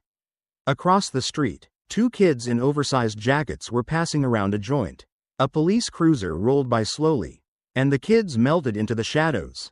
Shadow was curled up at Jack's feet, his tail flicking lazily. Jack took a slow drag from the cigarette and stared down the street. The Bronx had always been a hard place to live, but Jack had never known any different. He grew up in these streets, learned how to fight, learned how to survive, but now, for the first time, he had a way out. 50 grand, Jack thought. Hell, I could leave tonight, get on a bus, go west, California maybe. Start over. His phone buzzed in his pocket. He didn't need to check the screen to know it was Joe. Jack sighed, took another drag, and picked up the call. Jack, Joe's voice came through, smooth and low. You had time to think about my offer? Jack rubbed his temple. I don't know. Joe, look, man, 50 grand is nice, but you could make it 100. 200, easy. You just have to know how to play it. Jack's jaw tightened. And let me guess, you know how to play it. Joe laughed. Come on, Jack, you know how it works. I've got some contacts in Atlantic City. Hell, I know a guy who could turn that 50 into 200 grand in a weekend. Jack leaned his head back, blowing out a stream of smoke toward the cold night sky. And if I lose? Joe's voice darkened. Then you try again. Jack's eyes narrowed. Or I end up in debt to the wrong people. Joe chuckled. That's the game, Jack. Jack's grip on the phone tightened. He knew Joe. He'd known guys like him his whole life, the smooth talkers. The hustlers. The ones who always knew how to make a quick buck but never seemed to keep it. Jack knew exactly where that road led. Nah, Joe, he said, I'm good. There was a long pause. You sure about that? Joe asked. Jack looked down at Shadow, who was watching him with those deep green eyes.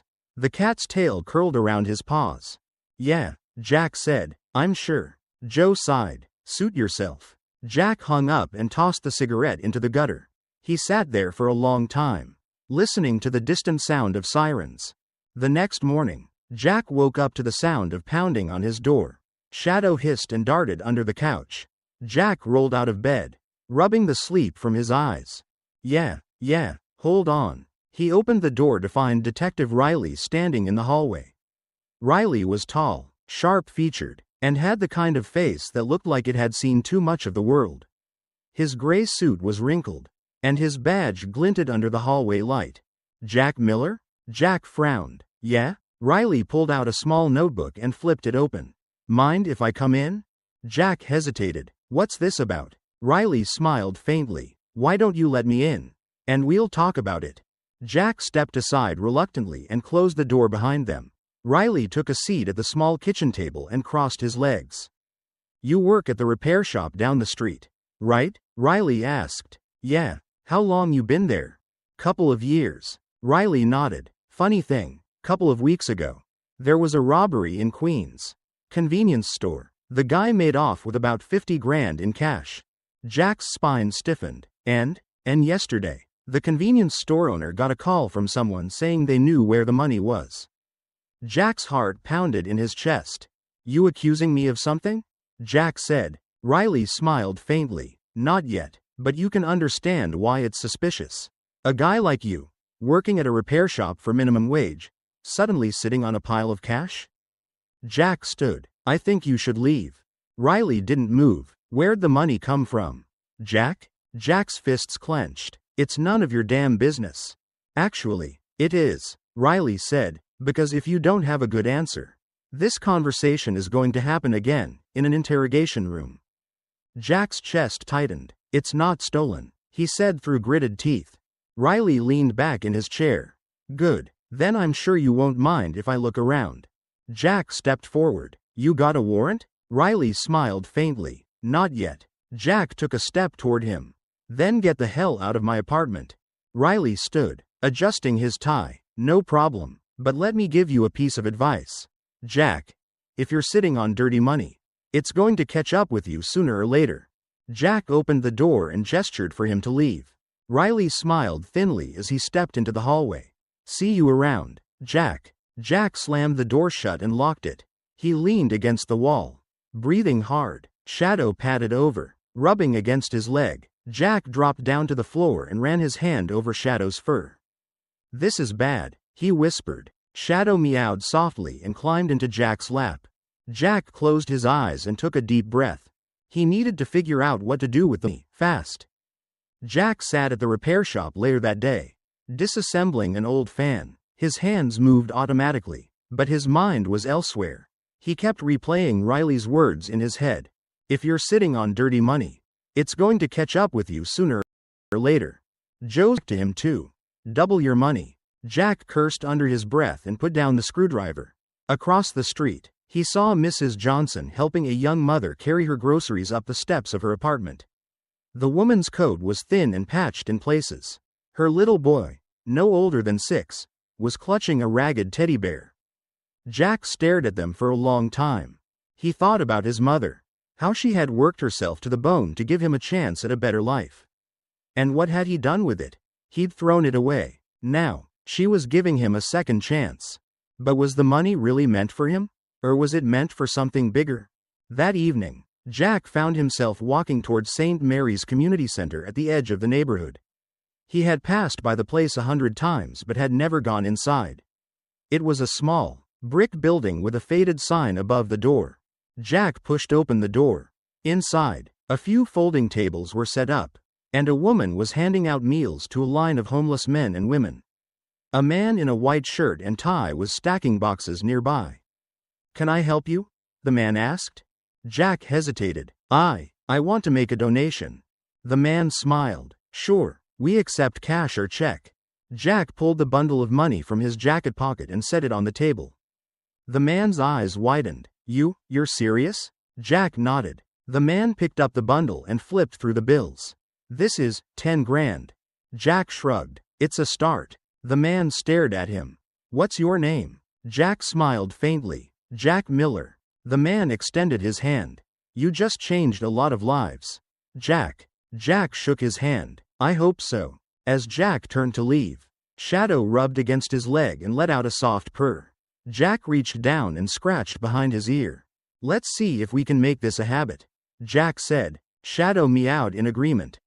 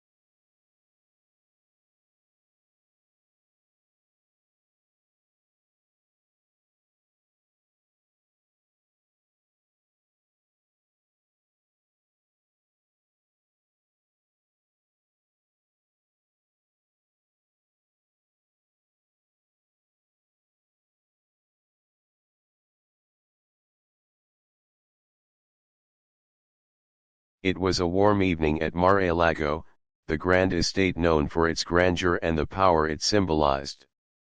The soft hum of the ocean waves was the only sound that filled the space as chandeliers glowed overhead, casting a warm, golden light across the polished marble floor. Exploration. The two titans of industry, always on the pulse of what's next, were known to have deeply unpredictable minds. And yet, there was one more presence in the room: Musk's young son, X. X was sitting between them, his small feet swinging slightly from the chair. His piercing blue eyes, so similar to his father's, were filled with an intensity that few would expect from a boy his age. Elon Musk had brought him along unexpected, but not entirely surprising. X had insisted, and Musk had shrugged. Might as well, he thought. Trump, ever the charmer, had laughed and agreed, the kid's got better taste than most politicians. The conversation began innocently enough: talk of politics, the upcoming election, and the economy. Musk, ever the visionary, spoke passionately about artificial intelligence and automation, warning of the risks of losing control over the direction humanity was heading. Trump, leaning in, with a glint of his deal-maker spirit, asked, "So, what's the move, Elon Musk? You planning to run for something, or just pull the strings from the sidelines?" Musk smirked, the tension in the room palpable. "I prefer to build things," he replied, ever the engineer. Trump chuckled, "That's what they said about me before 2016. The exchange was light, playful, but charged. These were two men who had reshaped the world in their own ways, yet had never quite confronted each other in such an intimate setting. But then, the unexpected happened. X, who had been quietly listening, tilted his head and looked directly at Trump. His voice was soft but unshaken as he asked a question that stopped the room dead. "Mr. Trump," he began, "are you afraid of being forgotten?" The question hung in the air like a heavy weight, and for a brief moment, the room was still. Musk paused mid-sip, glancing at his son. Trump's face froze for a second, a quick flicker of something passing through his eyes. Was it surprise? Regret? Musk noticed, but Trump quickly recovered, bursting into that signature laugh, part performance, part amusement. "Forgotten?" Donald Trump chuckled. "Kid, I've got my name on buildings from here to Scotland. They'll be talking about me long after we're all gone." But X didn't blink. He didn't smile. "That's not what I mean," he said simply. Trump raised an eyebrow, intrigued but slightly confused. "Oh? What do you mean then?" X leaned forward slightly, speaking as though this question had been rehearsed in his mind 100 times. "I mean, when people talk about you 100 years from now, what will they actually say? Will they just remember your name, or will they remember who you really were?" For the first time in the conversation, Trump paused. His usual bravado faltered, and the words didn't come instantly. Elon Musk stayed silent, watching as Trump wrestled with the question, his eyes narrowed in thought. This wasn't just a challenge, it was a moment of introspection. Trump finally let out a slow breath. "Well, kid," he said, his voice now more measured, "the trick isn't making people remember your name. It's making them remember why you mattered." X tilted his head slightly, his eyes narrowing with quiet intensity. "And why do you think you matter?" he asked. Trump's fingers stopped tapping the table, and for the first time all evening, the self-assured former president didn't have an immediate answer. There was a long pause before he spoke again, his voice quieter, almost reflective. "I woke people up," he said. "I made people realize that power isn't just for the elite. That they don't have to listen to some journalist or politician they can fight. X's expression didn't change, but his mind was working. He had been listening closely, absorbing every word. "So, you think you've changed the world?" he asked. Donald Trump leaned back slightly in his chair. "I did," he said firmly. "I made them listen." There was another pause. Musk, always the observer, watched his son's reaction. X, who had been asking these questions all night, wasn't finished yet. "But being remembered isn't the same as being understood," X said, his voice cutting through the tension in the room. Trump went still. Musk's gaze flickered toward Trump, his mind working as he processed his son's words. X had struck a chord, a deeper, more profound chord than anyone expected. The silence in the room deepened. The conversation was no longer about politics or the future of technology, it had become about legacy, about what truly matters in the end. Trump looked at Musk, then back at X. There was a shift in the air, something neither of them had expected. X, with his calm, steady voice, had changed the direction of the evening. And as the ocean waves crashed outside, the sound of them seemed almost like an echo of the deeper question that had just been raised: would history remember the victories, or would it remember the true essence of who they were? As the evening progressed, the conversation shifted toward more pressing matters. The initial shock of X's question had subsided, but the underlying tension between Musk and Trump remained. Musk, always the innovator, was eager to dive deeper into their shared interests: technology, the future of humanity, and the role of artificial intelligence in shaping the world. Trump, however, had a different lens through which he viewed everything: power, influence, and the art of negotiation. Their differing perspectives clashed, but in a way that was strangely magnetic. Musk leaned forward, his eyes bright with passion as he spoke about artificial intelligence. "We're at the precipice," he said, his voice steady but filled with urgency. "AI has the potential to either save or destroy humanity. The choices we make today will shape the future. If we don't act wisely, we risk losing control forever." Trump, who had been casually swirling the whiskey in his glass, set it down and locked eyes with Musk. "So, what's your move, Elon Musk?" he asked, his tone shifting to one of curiosity mixed with challenge. "You gonna run for something, or are you just gonna pull the strings from the sidelines?" Musk chuckled softly, the tension in the air palpable. "I prefer to build things, Donald," he replied with a smirk. Trump's lips twitched upward in a brief smile, but it didn't last long. "That's what they said about me before 2016, he shot back, leaning in, his voice taking on that familiar, almost conspiratorial tone. "We both know that's not enough. At some point, you've got to make a move. You've got to lead." Elon Musk didn't flinch, his expression still calm. "Leading doesn't always mean running for office," he said. "Sometimes, it's about innovation. About creating something that changes the world without the need for politics." Trump's eyes narrowed slightly, studying Elon Musk with a mix of admiration and skepticism.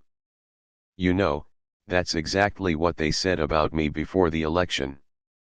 I was just a businessman, not a politician. But look at me now." The conversation was starting to feel like a game of chess, two minds circling each other, each calculating the other's next move. But just as Trump prepared to respond, X spoke again, his voice cutting through the growing tension like a knife. "Do you think," X began, his words deliberate and calm, "that it's enough to just change the world with technology? Or do you have to change the people first?" Trump blinked, caught off guard by the question. Musk, too, paused. Neither of them had expected X to ask such a profound question, one that reached beyond the scope of their current conversation. Trump looked at the boy, his expression unreadable for a moment. Then, he let out a low chuckle. "Kid, you've got a lot of questions," he said. "But I'll tell you this, it's not just about making people listen. It's about making them believe you matter. Making them understand what you've done for them." Musk's eyes flickered between X and Donald Trump. He could see that his son was onto something, something that neither he nor Trump had yet fully grasped. "But," Musk interjected softly, "being remembered is one thing, but being understood, that's a whole different challenge." Trump's gaze shifted from Musk to X. There was something in his eyes now, something that suggested he was starting to see the conversation in a new light.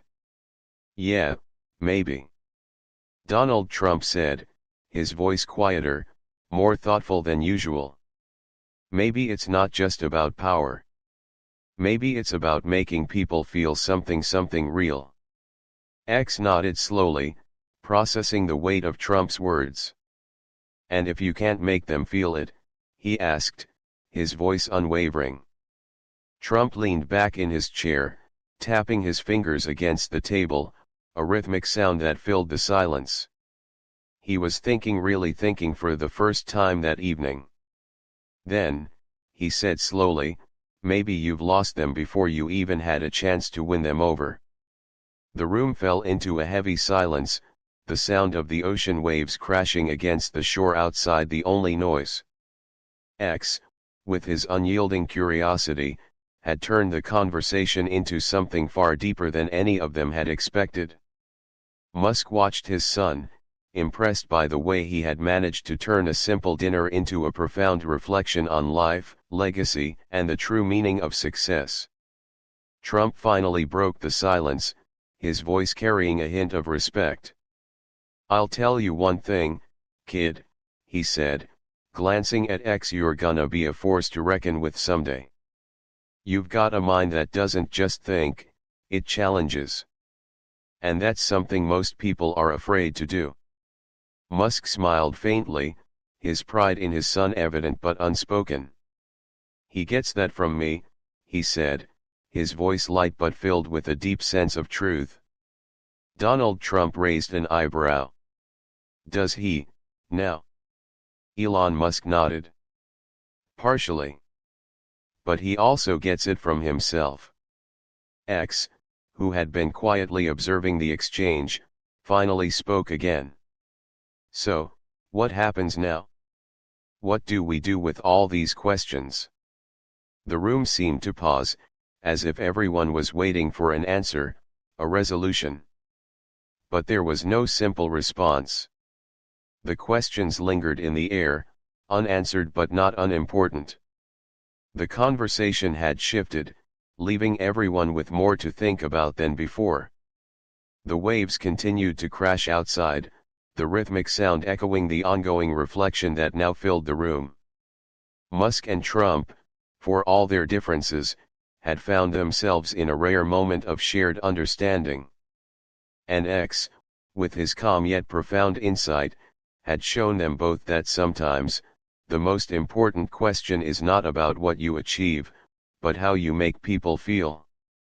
And with that, the evening continued, no longer just a meeting, but a turning point for all three of them.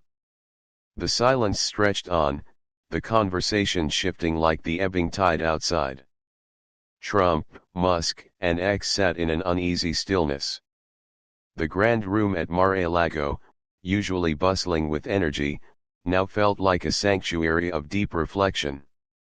X's question had landed like a stone in the water, creating ripples of thought that continued to circle through everyone's minds.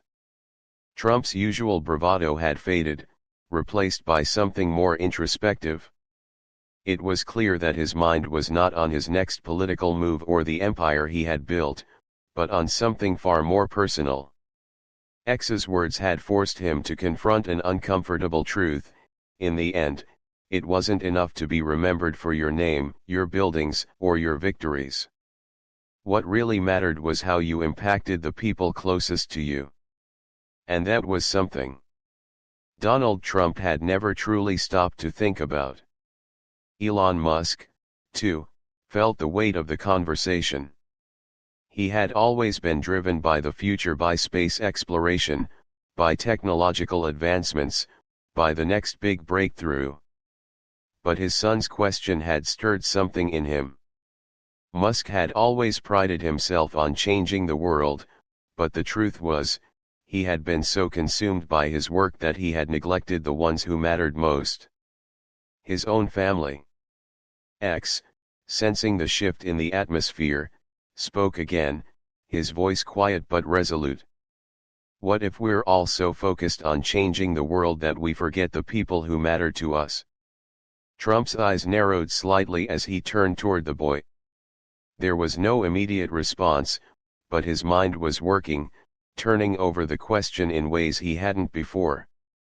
He had spent so much time building, expanding his empire, and securing his legacy, but had he forgotten the real impact he could have on the people he loved?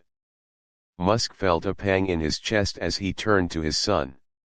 X's words were like a mirror, reflecting a truth that had been buried under years of ambition. He had built great things: Tesla, SpaceX, Neuralink, but at what cost? How many birthdays had he missed? How many moments had he let slip away, thinking that he was working for the greater good, when in reality, the greater good was sitting right in front of him? The sound of the ocean outside seemed to grow louder, as if the universe itself was urging them to confront this moment.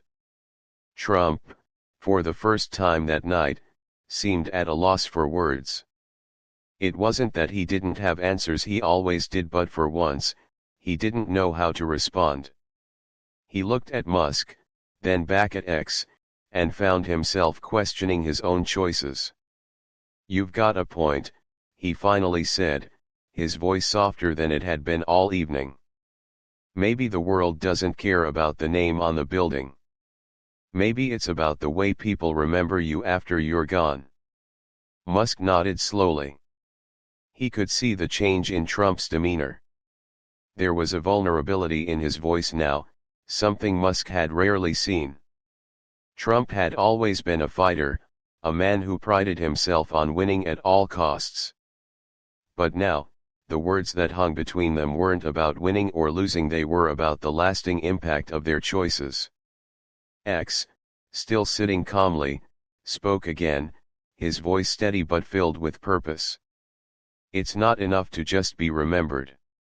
You need to be understood. Because if people remember you but don't understand why you did what you did, then maybe all your achievements mean nothing." The weight of X's words hung in the air, and the conversation took a turn toward the personal. No longer were they debating AI or space. Now, they were debating the very essence of what it meant to live a meaningful life. Trump shifted uncomfortably in his chair, his fingers tapping rhythmically on the table. "You're asking some tough questions for a kid," he said with a wry smile, though it lacked its usual edge. "But maybe that's the problem. We don't ask ourselves these questions enough. We get so caught up in the race, in the fight, that we forget to ask what we're really fighting for." Musk, who had been silent up until now, finally spoke. "I've asked myself those questions," he admitted. "But it's hard to come to terms with the fact that you can build an empire and still feel like you've missed out on the most important things in life." Trump glanced at Musk, his expression softening for a moment. "It's not too late," he said, almost as if he were reassuring himself as much as Musk. "You can still change things. We can still make a difference, maybe not in the way we thought we would, but in a way that actually matters." X nodded, his eyes wide with understanding. "It's about what you leave behind. Not buildings or money, but the people you've touched. The people who will remember not just your name, but the way you made them feel." Elon Musk looked at his son, pride swelling in his chest. It was rare to see someone so young grasp such profound truths. X had a way of cutting through the noise, getting to the heart of the matter. And as much as Musk had tried to shape his son into a thinker, he now realized that X had already surpassed him in many ways. Donald Trump, too, seemed moved. He leaned back in his chair, staring at the ocean outside. For the first time that evening, he wasn't thinking about his next move, his next deal. He was simply thinking about the legacy he would leave behind. Maybe you're right, he muttered, almost to himself. Maybe it's time to stop fighting the wrong battles.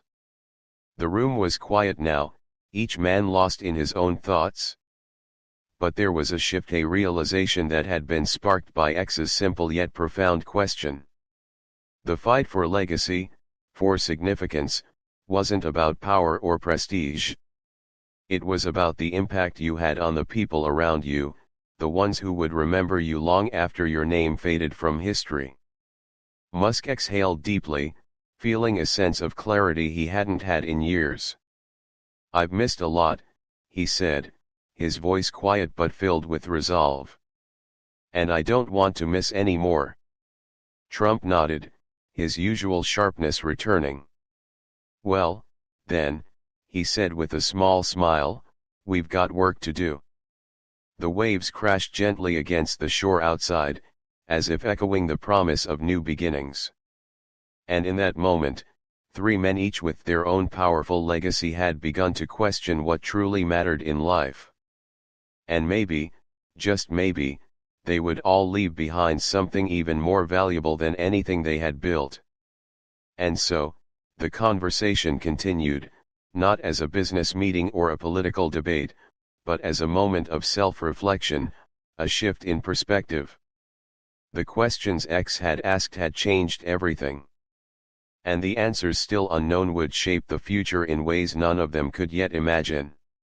The conversation lingered in the air like an unresolved chord. After X's piercing question about legacy and impact, a subtle shift had taken place in the room. No longer was the focus on the technological advances of SpaceX or the political strategies of Trump's campaigns. Instead, the conversation had veered into uncharted territory, one of personal reflection and emotional depth. The evening had started with a sense of grandeur, a casual gathering of powerful minds discussing their futures. But now, the power dynamics felt less pronounced. There was a vulnerability that had settled over the group, especially with Donald Trump and Musk, two of the most public figures in the world, who had always projected certainty and control. But now, they found themselves facing questions they had never fully answered. Elon Musk broke the silence first, his voice quieter than before, almost as if he were speaking to himself. I've built rockets, he said softly. I've launched satellites, sent cars into space. But at the end of the day, does any of that really matter if I'm not here to share it with the people who matter most? His words hung heavily in the room. Donald Trump, who had been watching Musk closely, leaned forward, his gaze sharper than before. It was rare for him to hear such open vulnerability from anyone, especially Musk. For a moment, Trump said nothing. Instead, he mulled over Musk's words, the echo of his own experiences with his family surfacing. Finally, Donald Trump spoke, his voice quieter than it had been all evening. I know what you mean, he admitted, almost reluctantly. I've spent so many years climbing the ladder, trying to build something that lasts, but when I look back, there's a lot of things I've missed. People I should have fought harder for. The air between them shifted. Musk, who had never expected to hear such words from the former president, nodded slowly.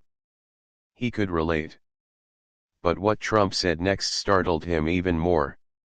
Do you know what I regret most? Trump asked, his voice lowering as if sharing a secret.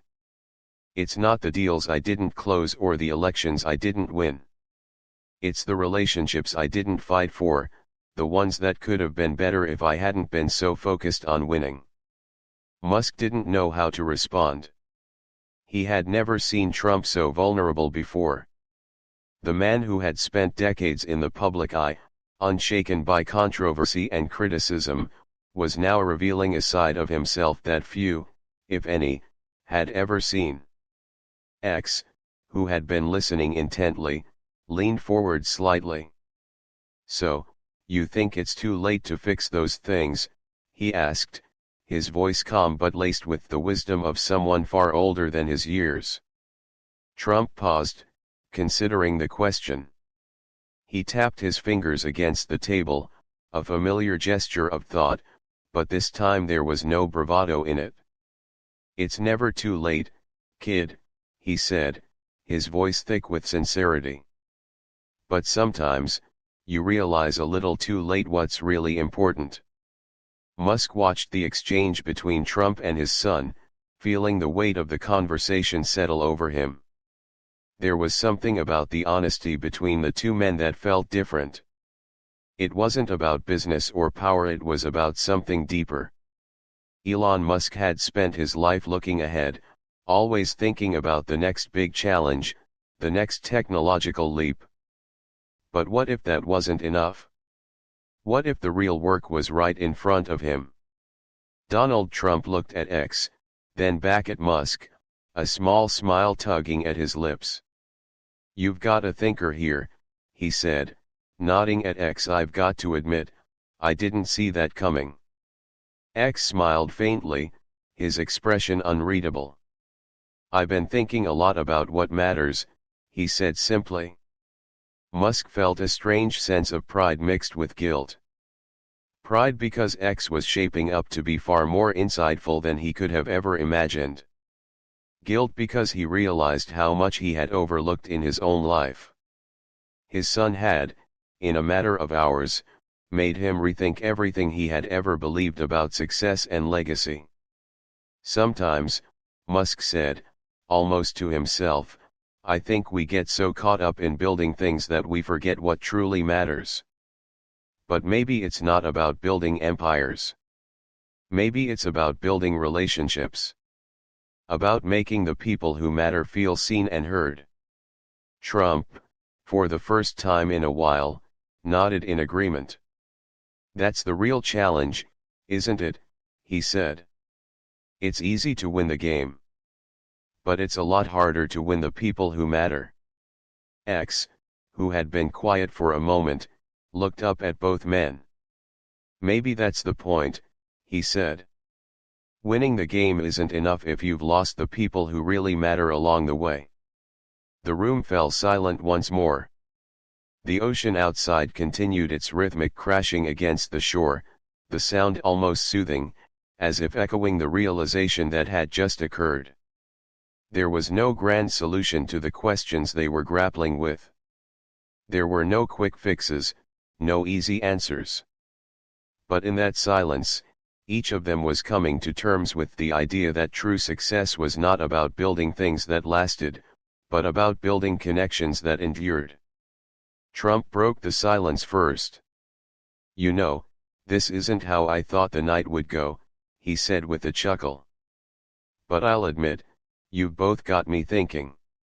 Elon Musk smiled faintly. "I'm not sure I've got any answers yet," he said. "But I think I'm ready to start asking the right questions."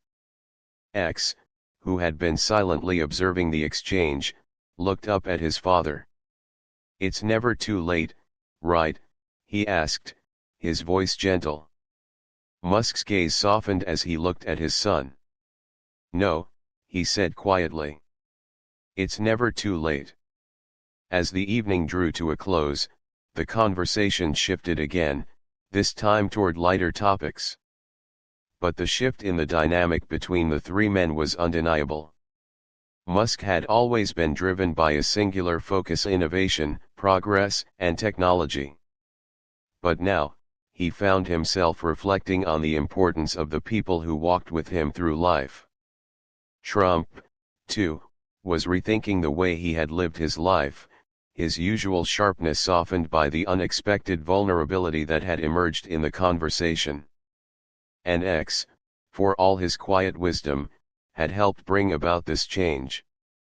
In a few simple words, he had changed the course of the evening, turning it into something that would leave a lasting impact on everyone in the room.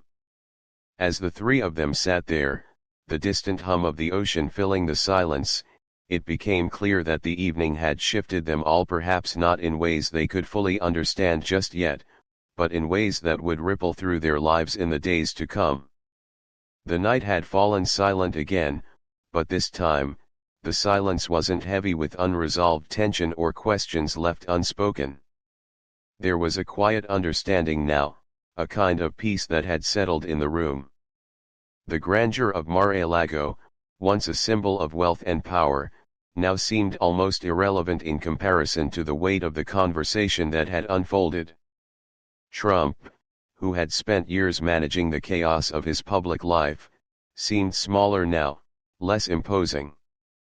Musk, usually so absorbed in his work, had been forced to confront the cost of his relentless ambition. And X, his young son, had become the quiet catalyst for their realizations, with his simple but profound questions that had cut through the noise. Musk was still processing the evening, his mind racing, yet slowing as he considered everything he had heard. For the first time in a long while, he allowed himself to step back from the world he had created, the rockets, the electric cars, the neural interfaces, and focus inward. He thought about the moments he had missed. The birthdays. The first steps. The quiet dinners he had skipped, always with the excuse of tomorrow. But now tomorrow felt like something fragile, uncertain. He turned to X, who sat quietly beside him, his expression serene but full of understanding. "You know, you've asked a lot of hard questions tonight," Elon Musk said, his voice more reflective than usual. "Questions that I think I've been avoiding for a long time." X met his father's gaze, his eyes unwavering. "It's not about the answers, Dad," he said softly. "It's about knowing that the questions are worth asking." Musk's lips twitched into a faint smile. "I'm starting to see that." He glanced at Donald Trump, who was leaning back in his chair, still thoughtful but with a look of quiet respect. "You're right, Donald," Musk continued. "It's not just about what we build. It's about the people we're building it for." Donald Trump nodded slowly, tapping his fingers on the table as he processed Musk's words. "You know, I've been asked for years about what it takes to be remembered," Trump said, his voice steady but tinged with a hint of vulnerability. "People want to know how to leave a legacy, how to make an impact. And all I've ever said is, build something big. Make them look at you. But now, I'm starting to think that maybe, that's not enough." X spoke again, his voice calm but firm. "People will remember you for what you made them feel. Not just what you built. Because buildings crumble, businesses change hands. But feelings last. They shape who we are and what we do." Trump let out a long breath, as if something heavy had been lifted from his shoulders. "I think you're onto something, kid. I spent so much time trying to be larger than life that I forgot to be human. I forgot to connect with the people who really mattered." Elon Musk glanced at Trump, a new sense of understanding between them. The man who had built an empire through brashness and bold decisions was now speaking about the human side of life. Musk had never thought he'd see the day when Trump, of all people, would express such vulnerability. X's words had done something neither of them could have anticipated. The boy had become the bridge between two powerful minds, leading them into a territory they had never ventured before, the heart of what truly matters in life. The conversation shifted, but this time it felt different. There was no longer a need to prove anything or come up with clever retorts. It was no longer about who was right or wrong, it was about understanding, about facing the uncomfortable truths that lay beneath their success and ambition. X, ever observant, had been watching both men, sensing the transformation taking place. "I think," he said slowly, "the real question isn't whether you'll be remembered. It's whether the people who matter will understand who you really were. If they can't, maybe that's the part that really scares you." Musk turned his gaze to his son, his eyes filled with both admiration and a deep sense of gratitude. X had put words to something that Musk had never been able to articulate, something that had been gnawing at him for years. Trump exhaled sharply, rubbing his hand over his face as he processed the weight of X's words. "You know, you might be right about that. I think I've spent so much of my life focused on winning, on making sure my name would live on, that I never stopped to wonder if I was doing it for the right reasons." There was a pause.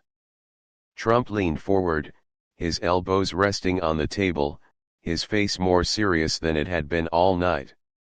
"I didn't come here tonight expecting to have this kind of conversation," he admitted, his voice barely above a whisper.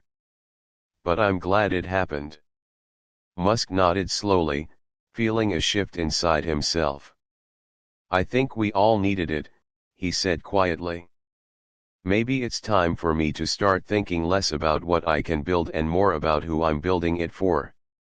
The conversation had come full circle, from ambitions of technological supremacy to the simple but profound truth that without the people you care about, everything else loses its meaning. Donald Trump and Musk, each with their own complex legacies, had begun to recognize that the real value of their achievements wouldn't be in the things they had built, but in the people they had changed along the way. As the night wore on, the trio fell into a comfortable silence. There was no longer any pressure to continue talking, no desire to fill the air with noise. Each man, in his own way, had come to terms with the deeper meaning of their lives and work. The soft sound of the ocean waves continued to fill the room, a gentle reminder of the passing of time. X, who had said so little, had managed to change everything. His simple questions had peeled back the layers of pride and ego, revealing the human core of both Musk and Donald Trump. And in doing so, he had shown them that sometimes the most important thing in life wasn't about reaching for the stars, but about understanding the people who were beside you on the journey. As the evening came to a close, Elon Musk stood up, his thoughts still swirling but his heart feeling lighter. "I think I've got a lot to think about," he said, a faint smile tugging at the corners of his lips. Trump nodded, his eyes softer than they had been when the evening began. "We all do, kid," he said, looking at X with newfound respect. "But it's never too late to start." The three of them left the room together, not as figures of power or fame, but as men who had been forced to confront something far more significant, the kind of legacy they would leave behind, not in buildings or business deals, but in the lives they touched. And as they stepped into the night, the future no longer seemed so distant. It was here, in the quiet moments, with the people who mattered most. The following days were heavy with contemplation. After the profound exchange at Mar-a-Lago, both Musk and Trump found themselves grappling with thoughts and reflections they hadn't anticipated. The questions X had posed lingered in their minds, unanswered but not forgotten. Each man had returned to his usual routine, but the weight of the conversation had subtly altered the way they saw everything. Musk had always been a man of action, moving forward with precision, speed, and an unwavering focus on the future. But for the first time in years, he felt himself slowing down, questioning not just what he had built, but why he had built it. The relentless pursuit of success, of reaching Mars, of advancing artificial intelligence, of revolutionizing transportation had always been his mission. But now, with every quiet moment and every reflection, Musk was left wondering, at what cost? Trump, too, found himself in a similar state of self-reflection. Known for his unshakable confidence and larger-than-life persona, the conversation had forced him to look beyond the facade he had so carefully crafted. Despite his many victories, there was a gnawing feeling in him now, a question that had never been asked before: was he truly understood by those closest to him? The tension in the air was thick with unspoken words. Musk found himself thinking more about his children. How often had he been absent during crucial moments? How many times had he sacrificed family time for the sake of progress? The late nights working on projects, the constant pressure to innovate, to be the best, it had all come at a price, and Musk had been blind to it for far too long. The weight of his absence in his children's lives haunted him. As for Trump, the thought of his own children and the strained relationships he had at times with those closest to him weighed heavily. The success he had achieved, the wealth he had accumulated, and the name he had carved into history, what would it all mean if it wasn't shared with the people who had stood by him through it all? It was X's simple but profound question that had cracked open something they had both spent years protecting, an image of themselves that was untouchable, invincible. But now, as they sat in their respective spaces, the walls they had built began to crumble. One morning, Elon Musk sat down at his desk in his office at SpaceX, the hum of the building's activity around him barely registering. His computer screen blinked with a list of tasks, meetings, and projects, but none of it seemed as urgent as it once had. He felt an overwhelming pull to take a step back, to focus on the things that had always been waiting for his attention, patiently sitting on the sidelines of his ambition, his family, his children, the moments that had passed him by. He sat there for a long time, his fingers hovering over the keyboard. His assistant's voice crackled through his phone. "Elon Musk, we need your decision on the Mars mission launch date," she said, her tone crisp and professional, oblivious to the turmoil brewing in Musk's mind. But Musk was no longer focused on the mission. His thoughts were elsewhere, on the missed birthdays, the milestones he had only seen in photos, the times he had told his kids he would be home soon but never made it. He exhaled deeply, his fingers finally tapping the keyboard to schedule a meeting, not about space, but about something much closer to home. He dialed his son, X's phone number, his heart beating slightly faster than usual. He had never been one to show much vulnerability, especially when it came to matters of the heart. But something about the conversation with Trump and X had changed him. He knew he had to make things right, to stop putting everything before what mattered most. It was time to listen, to understand, and to be there. Donald Trump, too, had spent the next few days reflecting, but his self-examination had been a little more chaotic, marked by moments of impatience, frustration, and confusion. The truth he had confronted about his relationships with his family was not an easy one to accept. He had spent decades building a public persona that demanded attention, but what about the people who had been there for him in private? He walked into his office one morning, the hum of activity outside his office door, the soft rustling of papers, and the distant sound of phones ringing.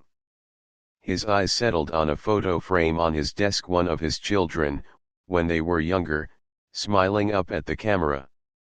That was before the many public battles, the media storms, the divisiveness. He reached for the photo, his fingers tracing the edges of the frame. For the first time, the image didn't feel like a victory, it felt like a reminder of the relationships that had frayed over the years. Maybe it's not too late, he muttered to himself, recalling X's words. Maybe I can fix this. He picked up the phone, dialing one of his children. It wasn't an easy conversation, and he didn't expect it to be. But something had shifted in him, something he couldn't ignore any longer. The drive to rebuild his relationships, his legacy had overtaken everything else. Later that evening, Elon Musk and Trump found themselves sitting in a restaurant in New York, away from the cameras and away from the usual chaos. Musk had called Trump earlier in the day, suggesting they meet not to discuss politics or business, but to talk about something far more personal. They sat across from each other, the soft murmur of other patrons filling the background, the clink of glasses, the subtle sounds of life moving on around them. It was a rare moment of peace for both men. Musk was the first to speak. "I've decided," he said, his voice low but resolute. "I'm going to take a step back from some of my projects. I've been so focused on building the future that I've missed out on the present." Trump looked at him, his expression unreadable at first, but then it softened. "You know," Donald Trump said, leaning back in his chair, "it took me a long time to realize that I wasn't just building buildings. I was building a family. And I've spent too much time ignoring them." There was a long silence, the weight of their shared reflection filling the space between them. Finally, Trump spoke again, his voice quieter, but with a trace of something close to sincerity. "It's never too late, right? To make things right." Musk nodded slowly, his mind filled with a mix of emotions. "No. It's never too late," he said. "But we have to start somewhere. And I think it's time." For the first time that evening, both men were at peace with the decisions they were making. There was no fanfare, no dramatic conclusion. Just a quiet understanding that sometimes, the most important thing to do wasn't to conquer the world, it was to rebuild the connections that had been neglected. And so, as the evening wore on, Musk and Trump shared their final thoughts, their voices softer now, more reflective. The world they had once tried to change through forceful action and ambition was now something they hoped to influence differently. The journey ahead would not be easy, but it would be one worth taking, for it was a journey of understanding, healing, and rebuilding the very relationships that had always mattered most. And for the first time, both men felt ready to face what lay ahead, not as leaders of nations or empires, but as fathers, sons, and men willing to make things right, starting with those they loved most. The following days after their meeting in New York felt like a slow but meaningful unraveling of the past. Both Musk and Trump had made decisions that went against everything they had known, but deep down, they felt a sense of peace in their choices. It wasn't about walking away from their careers or their responsibilities, but about rediscovering the true meaning of success, one that was no longer just about accolades or accomplishments. Musk's office, once a place where he spent countless hours developing his ideas, now seemed distant to him. He found himself taking more walks, spending time with X, and re-evaluating the path he had taken. He knew the decision to step back wouldn't be easy. There was still so much to accomplish, so many frontiers to explore. But every day, the pull to be present in his children's lives grew stronger. He started small. He made more of an effort to attend school events, even if it meant rescheduling important meetings. He took time to sit and listen to X's thoughts, something he had long overlooked in his pursuit of building a better future. Each conversation with his son felt more like a gift than a duty. They talked about everything from science to philosophy, from dreams of space travel to the more grounded realities of relationships. X had a maturity beyond his years. He didn't just ask questions to provoke thought, he asked them because he genuinely cared about the answers.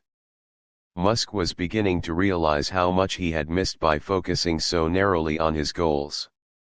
It wasn't just his son he had neglected, but his own humanity, the part of him that connected with others on a deeper level. Meanwhile, Trump found himself navigating a similar journey of introspection. His schedule had always been meticulously planned, his days filled with meetings, press conferences, and public appearances. But lately, he had found himself questioning the cost of all that. The relentless pursuit of power and influence had created a legacy built on ambition, but it had also eroded some of his most cherished relationships. He had spent so much time fighting for the future that he had forgotten to nurture the present. He took time to reach out to his children, each call a step toward rebuilding the emotional distance that had crept in over the years. The conversations weren't easy, there was still a lot of hurt, unspoken words, and unresolved conflicts, but with each one, a bridge began to form.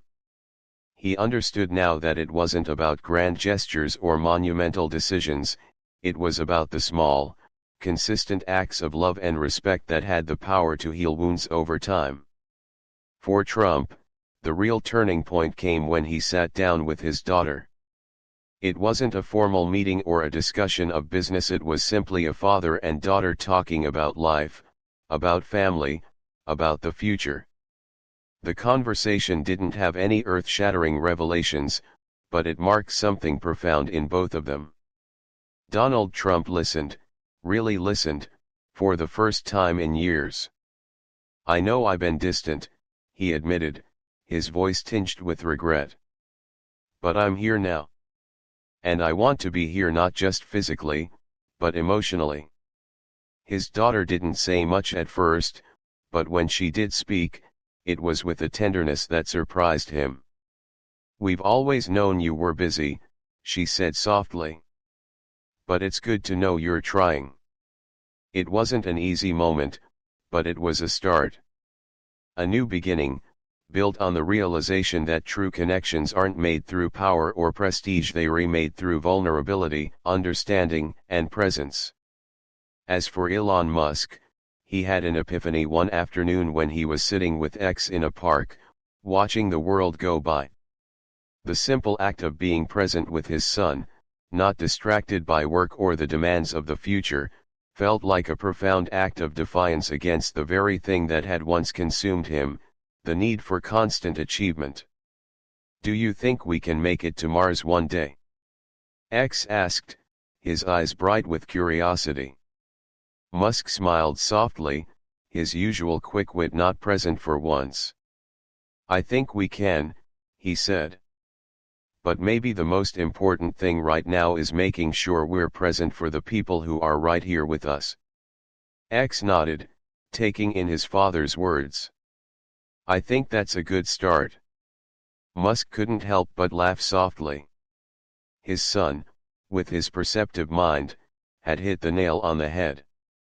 They both knew that the dream of space travel would still be there, waiting for them, but the present, this moment with his son, was something that couldn't be taken for granted.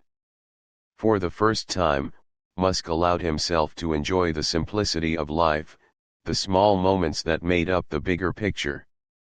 And, as it turned out, those moments, those precious, fleeting moments, were the ones that brought the most joy. In the same way, Donald Trump found himself revisiting his past, understanding the importance of the bonds he had overlooked. As he spent more time with his family, he realized that, for all his achievements, it was these relationships that truly mattered. His legacy wasn't going to be built on towers or deals, it would be built on the foundation of trust and love he rebuilt with those he held most dear.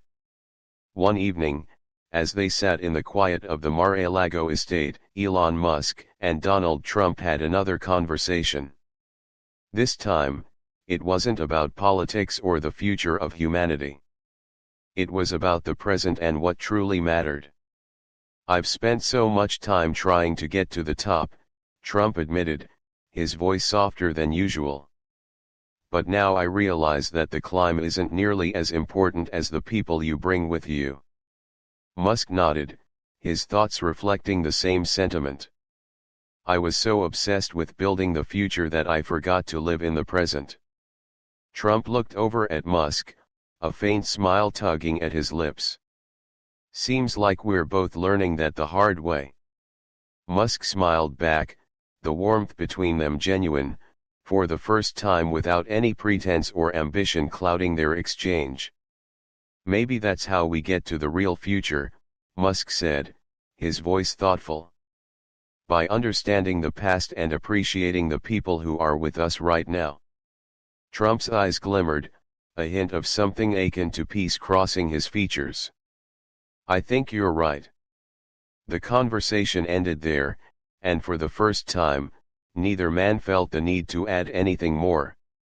It was the silence of understanding, of acceptance, of growth.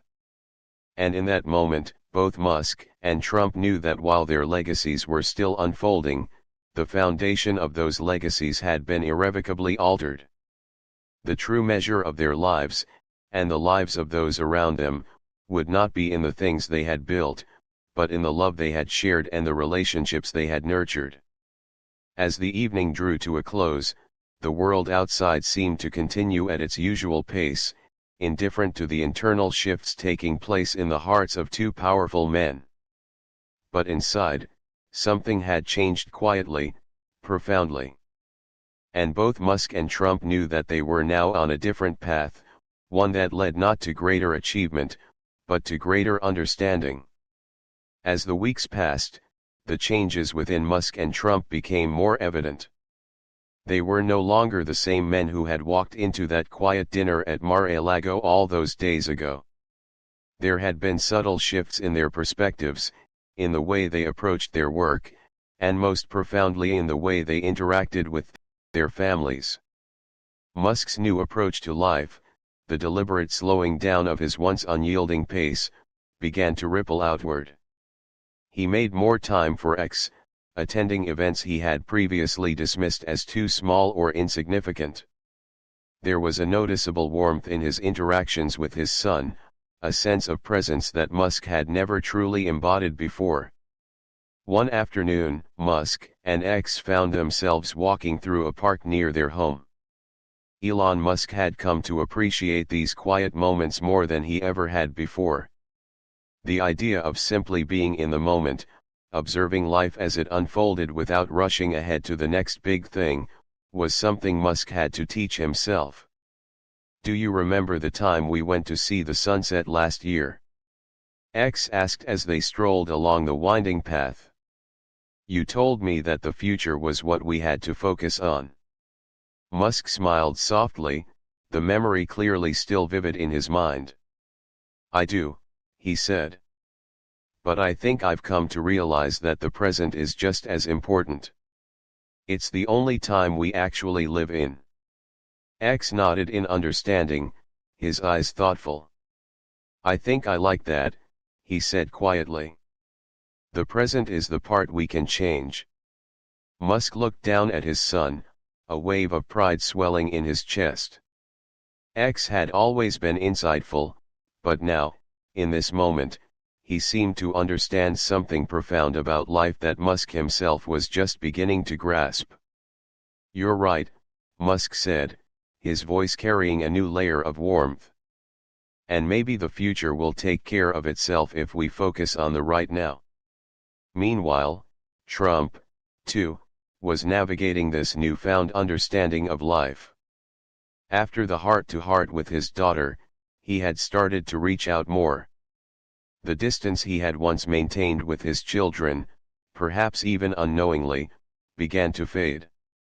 He was still the same Trump, the sharp negotiator, the man who thrived in the spotlight. But now, there was a shift, an earnest desire to make amends where he could and rebuild bridges that had once seemed too far apart. Trump found himself on a long call one evening with one of his sons, the kind of call he hadn't made in years, just to talk, no agenda, no purpose other than reconnecting. The conversation was simple at first. They talked about the old days, about the things they used to do together, and about how life had changed. But then Trump found himself opening up in ways he hadn't in a long time. "You know," Trump said, his voice quieter than usual, "I've been thinking a lot about the past, about when I wasn't around as much.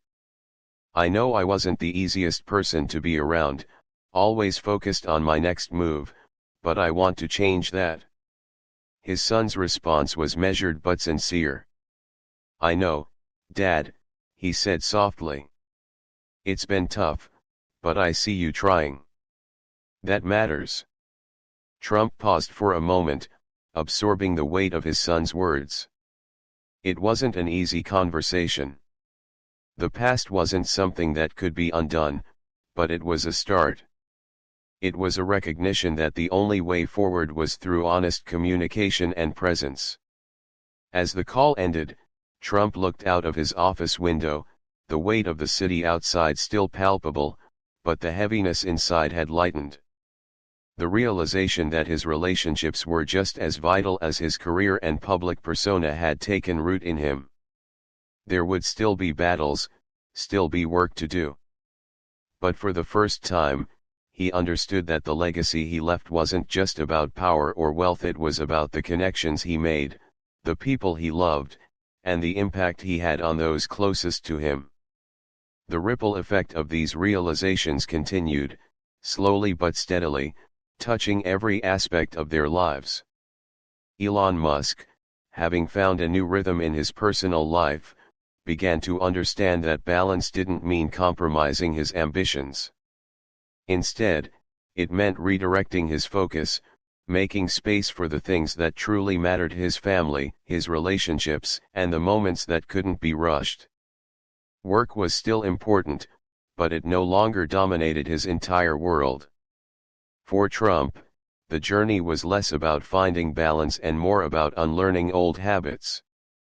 The years of relentless ambition had taught him to view success through the lens of power and control. But now, he was beginning to view success differently, not as something you chase, but as something you cultivate in the relationships around you. One evening, they both found themselves on a call again, this time not about politics or business, but about their families. "I'm starting to understand what you meant the other day," Donald Trump said, his voice calm and more reflective than it had ever been. "The real victory is the one you don't see coming. It's the quiet moments that matter most." Musk nodded, hearing the sincerity in Trump's words. "I've been learning that too," he said softly. "Success isn't about the next big thing. It's about what we do with the time we have, the people we love, and the things we choose to make space for." There was a long pause, a moment of unspoken understanding between them.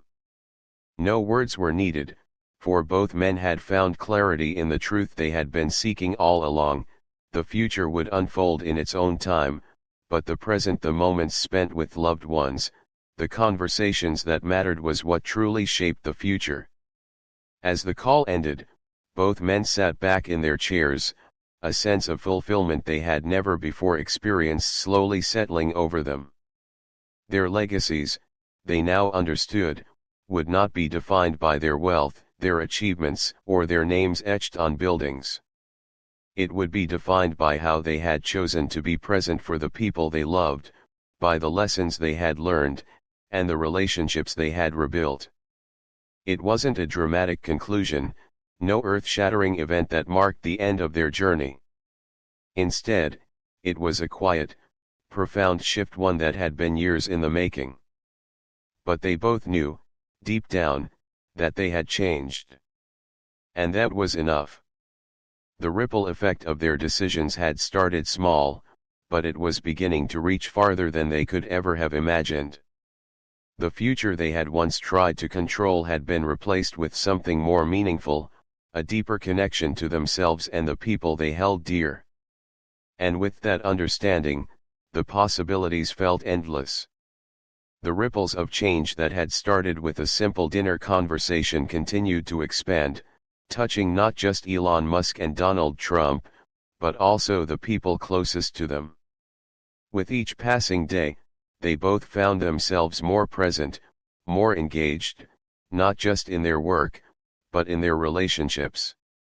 For both men, the journey of rebuilding wasn't just about making amends, it was about rediscovering the importance of the people who had always been by their side. Musk, having reprioritized his life, started to understand the true essence of leadership. It wasn't just about leading companies or pushing the boundaries of human potential, it was about leading by example within his own family. The countless hours spent working on SpaceX or Tesla had been important, but now he recognized that the foundation of any great venture, any meaningful success, was rooted in the strength of the relationships you maintained. X had become not just his son, but his guide. Musk's realization that his family needed him, that the love and trust between them had to be cultivated daily, became a driving force in his life.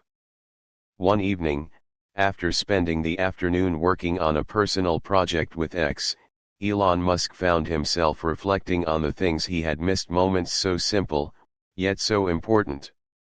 As the two of them sat together, side by side on the porch, watching the sky turn shades of pink and purple, X spoke again, his voice casual but filled with that depth that Musk had come to admire so much. "You know," X began, looking up at his father, "there's something you've been telling me for a while now about pushing the boundaries of what's possible. But you've never told me why you're doing it. I mean, yeah, Mars is cool, and the tech is amazing, but why?" Musk paused, caught off guard by the question. It was one he hadn't fully asked himself before, despite his relentless pursuit of progress. X wasn't asking to challenge him, he was asking to understand. And that made all the difference. Musk thought about the question for a long moment before answering. "I guess I always thought that reaching Mars, creating the next big tech revolution, that was the way to make the world better. To ensure humanity had a future. But is it the future you want?" X asked, his eyes searching his father's face, the question carrying an unexpected weight. Musk smiled, a sense of understanding beginning to take root within him. "No," he said quietly. "It's not just about Mars, or the tech. It's about giving people the chance to dream again. To realize that anything is possible if we work together. But you're right. The future I want is one where we don't lose sight of the things that matter most right here on Earth." X nodded, a quiet satisfaction settling over him as he heard his father's response. "I think that's what I've been trying to say all along," he said softly. Musk smiled at his son, feeling a surge of gratitude. The clarity that X had brought to him, the way he had helped him focus not just on the grand visions, but on the personal, the tangible, the connections that truly mattered, was invaluable. Meanwhile, Trump, too, was experiencing the same type of clarity, though his journey had been different. The bridges he had been working to rebuild were not just with his family, but also with his public image. For so long, Donald Trump had defined himself by his public persona: strong, outspoken, and always in control. But with every passing conversation with his children, with every acknowledgement of the emotional distance he had created, he began to see a new path. He had started making a concerted effort to be present for his children, not just in the big moments, but in the quiet ones, too.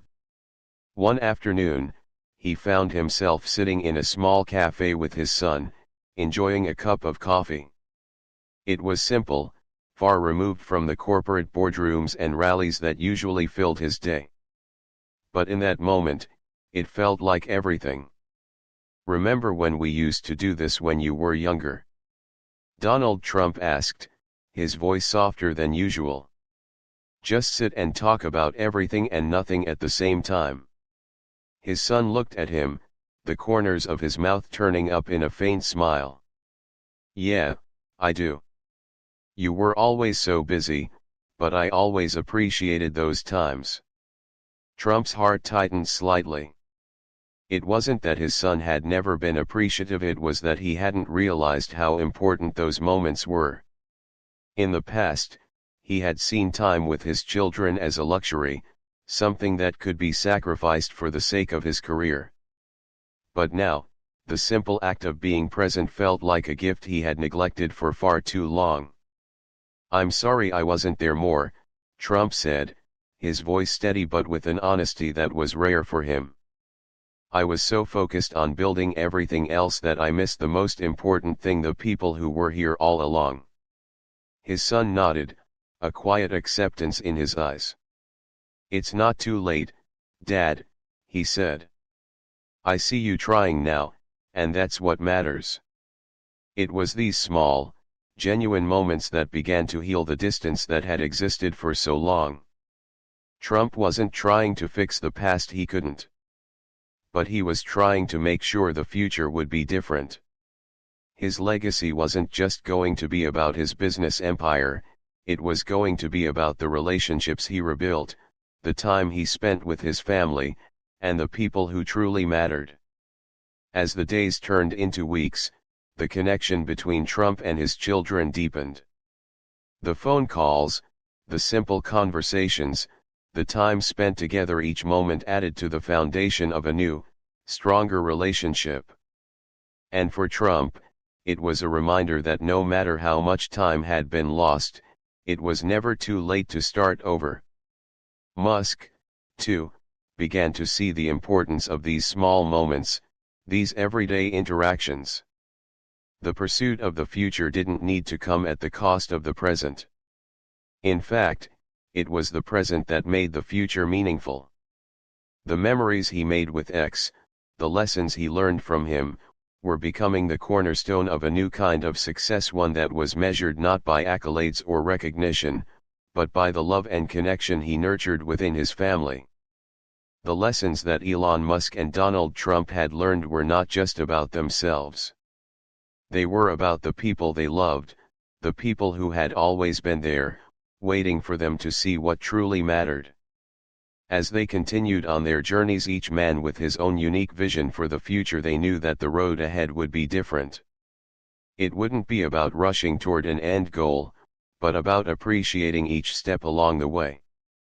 And so, as they stood on the precipice of their legacies, the future ahead seemed less daunting, more hopeful. They had learned that the true measure of a life well lived wasn't about grand achievements or far-reaching ambitions. It was about the moments that defined the relationships they had, the people they touched, and the love they shared. The bridge between ambition and connection had been rebuilt, and both men knew that the journey they had embarked on was one worth taking slowly, thoughtfully, and with the ones who mattered most beside them.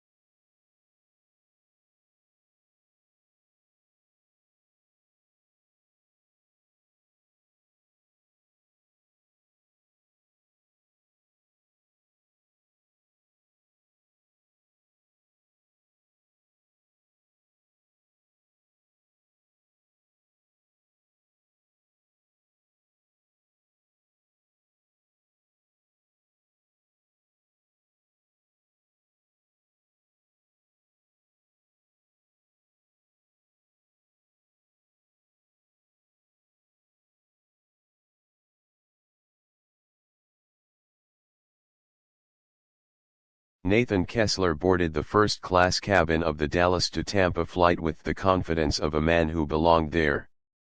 His tailored suit.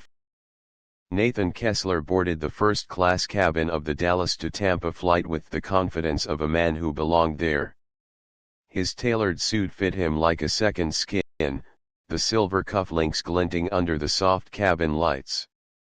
The scent of leather and expensive cologne hung in the air, mingling with the distant clink of champagne glasses. It was the sound of wealth, the sound of people who had already won at life. Nathan smiled to himself. This is my world. He slid into seat 3A by the window, adjusting his Rolex as he unlocked his phone. The flight was under 3 hours, not long enough to work, but plenty of time to enjoy the perks of first class. He signaled the flight attendant with a slight lift of his finger. Scotch. Need. The attendant nodded smoothly, disappearing down the aisle. Nathan's gaze drifted across the cabin, sizing up the other passengers. Businessmen scrolling through stock reports. Couples sipping champagne. Then his eyes caught on her. A blonde woman seated a few rows ahead, scrolling through her iPad. Her posture was poised, her demeanor calm, as if first class was nothing new to her. There was something familiar about her, but not enough to place. She's probably some reality star, Nathan muttered to the man seated beside him, a mild-looking traveler who already regretted his seating assignment. You know the type: big hair, designer bag, and no real substance. The man gave a polite, non-committal smile, keeping his eyes on the in-flight magazine. Nathan wasn't done. He glanced toward the woman again. She hadn't reacted. That didn't sit well with him. People like her, beautiful and privileged, were supposed to care what men like him thought. The flight attendant returned with his drink. Nathan took a slow sip, feeling the burn of the scotch in his throat. He watched the blonde woman as she handed her empty glass to the flight attendant with a quiet thank you and a small smile. Nathan's eyes narrowed. That kind of composed ease, it irritated him. He leaned toward his seatmate. She probably married rich, Nathan said, just loud enough for her to hear. That's usually how these stories go. This time, the blonde's hand stilled briefly on her iPad. No glance, no reaction, just a subtle stillness. Nathan smirked, thinking he'd finally gotten under her skin. But he had no idea just how wrong he was. Nathan took another slow sip of his scotch, letting the burn settle in his chest as he watched her. The blonde woman remained fixed on her iPad, seemingly unfazed by his remarks. That annoyed him. Most people, especially women, would have at least thrown him a glance, some acknowledgement that they'd heard him. But not her. His ego stirred. He wasn't used to being ignored. Seriously, Nathan said to his seatmate, pitching his voice just enough to carry a few rows. You ever notice how some people walk around like they're the main character in life? He gestured toward the woman with his glass. Like the rest of us are just extras in their little movie. The man beside him stiffened but didn't answer. Across the aisle, a businessman glanced up from his newspaper, brow slightly raised. The flight attendant slowed her pace as she passed. People were listening now. Nathan felt the familiar thrill of attention. He smiled. But the blonde woman didn't even blink. Her shoulders remained relaxed, her gaze fixed on the screen in front of her. Nathan leaned aloud. Some reality TV reject, probably. Or maybe the ex-wife of a senator. Nathan tilted his head, waiting for her reaction. Still nothing. That didn't sit right with him. The flight attendant returned with another round of drinks. Nathan smiled as the glass was placed in front of him. And whatever she's having too, he added with a smirk, nodding toward the blonde. The flight attendant's gaze didn't waver. "She's fine, sir," she replied coolly, before walking away. Nathan's smile faltered. He wasn't used to this. He controlled conversations, he dictated the tone. But somehow, this woman was managing to pull him off balance without even saying a word. He glanced back at her, frustration curling at the edge of his thoughts. Who the hell was she? Why did she look so familiar? Then, for the briefest of moments, she turned her head slightly, just enough for him to see the outline of her profile. Calm. Unbothered. Almost amused. Nathan's jaw tightened. That look, it wasn't dismissive. It was knowing. And somehow, that was worse. The flight had settled into a quiet hum. Nathan's scotch sat untouched on the table as he continued to watch the blonde woman. He was obsessed now, his mind working overtime trying to figure her out. He hated that she'd gotten into his head without even trying. Finally, the seat belt sign flicked off, and the flight attendant reappeared. She approached the blonde woman with a quiet smile. "Miss Bondi," the attendant said softly, "can I get you anything else?" Nathan froze. Bondi. The name rang in his head like a gunshot. Pam Bondi. The realization hit him hard. He suddenly recalled the televised court cases, the high-profile press conferences, the political commentary. Pam Bondi, former Florida Attorney General. The woman who had gone head-to-head with Fortune 500 companies and walked away victorious. The woman who had shaped state policy and faced down some of the most powerful political figures in the country. And Nathan had just spent the last 20 minutes mocking her. His mouth went dry. He glanced toward her again, but now with completely different eyes. Pam Bondi wasn't just another pretty blonde in first class.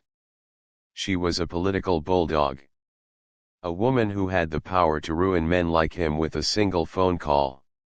Nathan swallowed hard. He sat back in his seat, fingers tightening around his glass. Pam didn't look at him. She didn't need to. The flight attendant walked away, and Nathan let out a shaky breath. His mind raced. He needed to fix this. To smooth things over somehow. He leaned slightly toward her. "I thought you looked familiar," he said, his voice strained with forced lightness. "Didn't realize I was in the presence of Florida royalty." Pam's gaze flicked toward him for a brief second. Then she smiled. Not warmly, just a slight, almost imperceptible lift of her lips. She said nothing. Nathan's stomach twisted. This was worse than if she had snapped at him. Worse than if she had called him out in front of the whole cabin. Because her silence told him exactly what he was worth. Nathan's confidence evaporated. His pulse hammered in his ears as he sat back, trying to regain his composure. He forced himself to take a breath. Get it together. But he couldn't. His mind was stuck replaying the last 20 minutes, the smirking comments, the mocking tone. How many people had overheard him? How many of them had recognized Pam Bondi before he did? The businessman across the aisle had a faint smirk on his lips. The flight attendant's expression was still perfectly polite, but there was an absence of warmth that hadn't been there before. Nathan took a long sip of his scotch, but it did nothing to steady his nerves.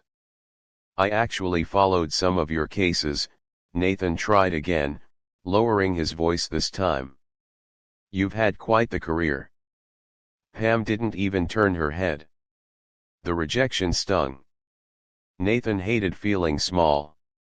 It was a foreign sensation, one he wasn't equipped to handle. "I guess it's not every day you end up sitting next to a former attorney general," he added. Pam's lips curled slightly, but still no words. Nathan's smile twisted. He glanced toward his seatmate. Guess I should have been more careful with my words, huh? His seatmate didn't look up from his book. Probably. Nathan exhaled sharply through his nose. He was losing control of the situation, and worse, he knew everyone else could see it too. Pam set her iPad down, finally turning toward him. Her gaze was calm and direct. You were saying something about reality TV rejects. Pam's voice was soft, but there was an unmistakable edge to it. Nathan's throat tightened. I didn't mean anything by it. Pam smiled faintly. Of course not. She picked up her iPad again and resumed scrolling. Nathan's chest tightened. The balance of power had shifted entirely. And for the first time in a very long time, Nathan Kessler was not the one holding it. Nathan's pride was bleeding. His first instinct was to fight back, to reclaim control. But how? He leaned toward Pam again. Look, I think we got off on the wrong foot. Pam didn't look up. Nathan smiled tightly. Can I buy you a drink? Pam set down her iPad. Slowly, deliberately, she turned toward him. You already offered. Nathan's smile faltered. And I already declined. Nathan's chest tightened. He knew what was happening now. She was letting him drown. You don't have to be so cold about it, he said. Pam raised an eyebrow. Am I being cold? Nathan's jaw tightened. Maybe a little. Pam smiled slightly. I think you're confusing confidence with indifference. Nathan exhaled shakily. He was out of his depth. And for the first time, he had no idea how to fix it. Pam leaned back in her seat, crossing her legs smoothly. Sit back, Nathan, she said, her voice low and steady. Enjoy the flight. Nathan swallowed hard. He sat back, heart pounding. This was not the game he was used to playing. And somehow, he already knew he was going to lose. Nathan sat rigidly in his seat, the weight of Pam's words still hanging in the air. His jaw was tight, his knuckles white as they curled around his glass. He had never felt this off balance before. Not in a boardroom, not in a negotiation. He was Nathan Kessler, a man who controlled conversations, dictated outcomes. But here he was, sitting across from a woman who had dismantled him without even raising her voice. Pam Bondi had done nothing more than sit there, watching him unravel. And that's what made it so infuriating. He could handle confrontation, he thrived on it, but this quiet, effortless dominance left him unmoored. The flight attendant returned, pausing beside Nathan's seat. Another scotch, sir. Nathan opened his mouth to say yes but hesitated. He glanced at Pam, who hadn't even looked up from her iPad. Somehow, asking for another drink in front of her felt like admitting defeat. Just water, he said, his voice tight. The flight attendant nodded and moved away. Nathan could feel Pam's attention, even though her eyes were still on her screen. He forced himself to breathe, to steady the pounding of his pulse in his ears. Look, he said, leaning toward her again. I think we got off on the wrong foot. Pam's gaze remained fixed on the screen. I didn't mean anything by it, Nathan continued. It was just harmless conversation. Pam's eyes finally lifted to his. Calm. Measuring. Was it? She said. Nathan opened his mouth then closed it. Pam's expression softened, but not in a forgiving way. It was almost pitying. It's fascinating how quickly people dismiss the things they say as harmless. Nathan's throat tightened. I was just trying to make conversation. No, Pam said, her voice sharp and clear. You were testing me. Nathan's chest constricted. And now that you've lost, Pam added, you're trying to play it off as nothing. Nathan's jaw twitched. I'm not losing. Pam smiled faintly. Aren't you? The flight attendant returned with his water, setting it down with a quiet clink. Nathan didn't touch it. His hands were still curled into tight fists on the armrests. Pam picked up her iPad again. Relax, Nathan. It's just a flight. Nathan's gaze narrowed. It wasn't just a flight anymore. It was a game. And he was losing. Nathan's mind wouldn't settle. His pulse thudded heavily in his ears as he stared blankly at the seat in front of him. He couldn't stop thinking about Pam's words, the quiet authority in her tone, the way she'd stripped him bare without even trying. How the hell had it come to this? He'd spent his entire life crafting an image of control.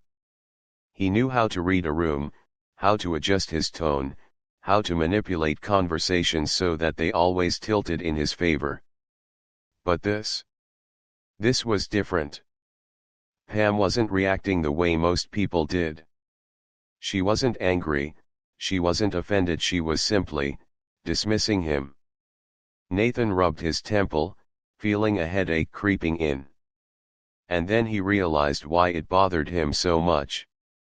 Pam Bondi wasn't the first person to make him feel this way. A memory surfaced sharp and unwelcome. Years ago, during his rise in the corporate world, there had been a woman named Rachel. A colleague. Intelligent, sharp, ambitious. Nathan had dismissed her, underestimated her, and in the end, Rachel had outmaneuvered him, landing the promotion he had been eyeing. It had been the first time Nathan had realized that charm and arrogance weren't enough to guarantee victory. He'd told himself it was a fluke, a rare misstep. But sitting here now, watching Pam Bondi effortlessly dismantle his ego, Nathan wondered if it had ever really been a misstep or if he had simply been blind to the fact that some people were playing a different game altogether. Pam's gaze lifted from her iPad briefly, meeting his. The look was brief, barely half a second, but Nathan felt it like a punch to the chest. He had been here before. And last time, he had lost. Nathan was still unraveling when his phone vibrated in his pocket. He pulled it out and glanced at the screen. A message from his business partner. Meeting confirmed. 10 a.m. tomorrow. Be sharp, this deal could change everything. Nathan's heart kicked up a notch. The Tampa meeting. A high-stakes merger that could push his company into the next tax bracket. Billions on the table. His mind sharpened until the second message came through. Oh, and I heard Pam Bondi might be involved. Better not screw this one up.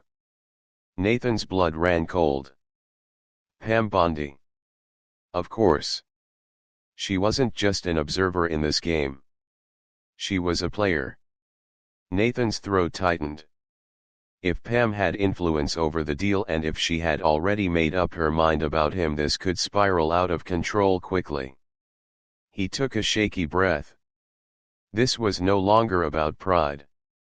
This was about survival. Nathan leaned toward Pam, lowering his voice. So. Tampa, he said casually. What takes you there? Pam didn't look up from her iPad. Business. Mine too, Nathan said, forcing a smile. Maybe we're attending the same meeting. Pam finally set her iPad down and turned toward him. Her gaze was cool, assessing. Maybe, she said. Nathan's smile faltered. Pam leaned back. Then I suggest you stop talking and start listening, Mr. Kessler. Nathan's heart hammered painfully against his ribs. This wasn't just about first-class mind games anymore. This was about his career. His future. And somehow, Pam Bondi was holding all the cards. The plane began its descent. The flight attendant's voice crackled over the intercom, instructing passengers to fasten their seat belts. Nathan sat rigidly, his mind racing. He had to fix this. He had to find a way to win Pam over, if not for his pride, then for the sake of the deal. Nathan turned toward her. Look. I was out of line earlier. Pam didn't react. I underestimated you, Nathan said. That was my mistake. Pam's gaze slid toward him. Yes, it was. Nathan swallowed. But I'm not too proud to admit when I'm wrong. Pam studied him for a moment. Then her lips curled into a small, knowing smile. You're learning, she said softly. Nathan felt a flicker of relief. Pam turned back toward her iPad. Now let's see if you can keep learning when it actually matters. Nathan's pulse quickened. She's testing me.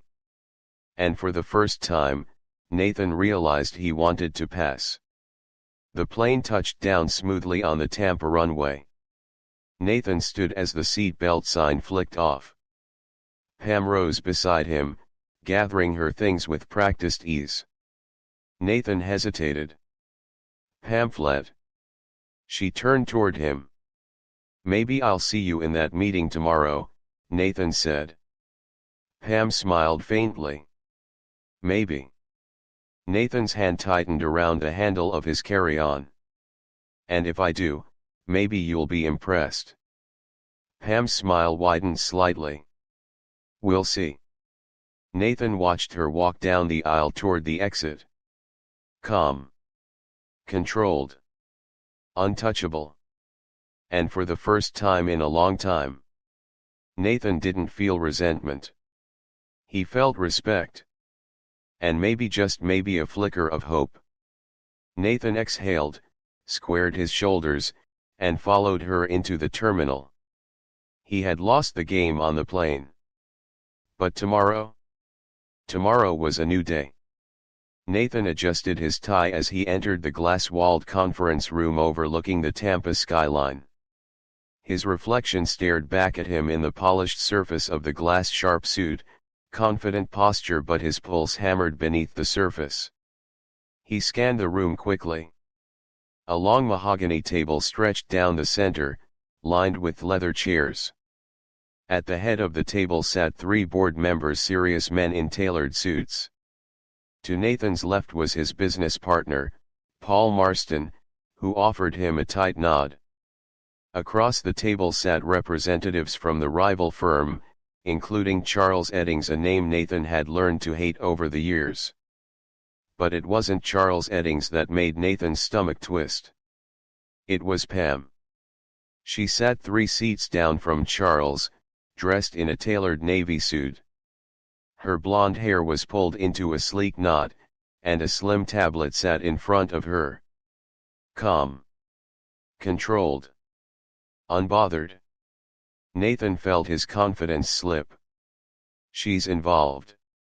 Of course she's involved. Charles's smirk widened as Nathan sat down.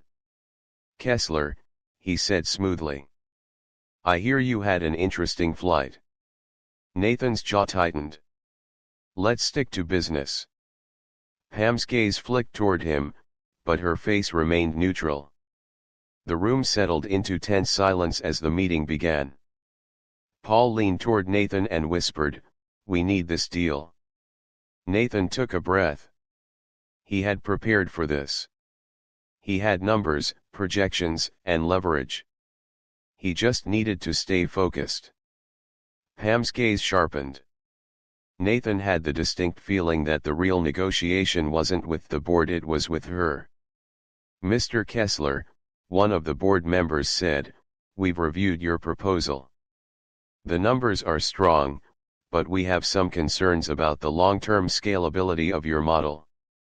Nathan smiled faintly. I anticipated that, he said smoothly, sliding a file across the table. Page 3 addresses that directly. The board member schemed the page, nodding slowly. Impressive. Nathan felt his confidence rebuilding until Charles spoke. Impressive, Charles echoed, but it's not enough. Nathan's gaze sharpened. Explain. Charles smiled.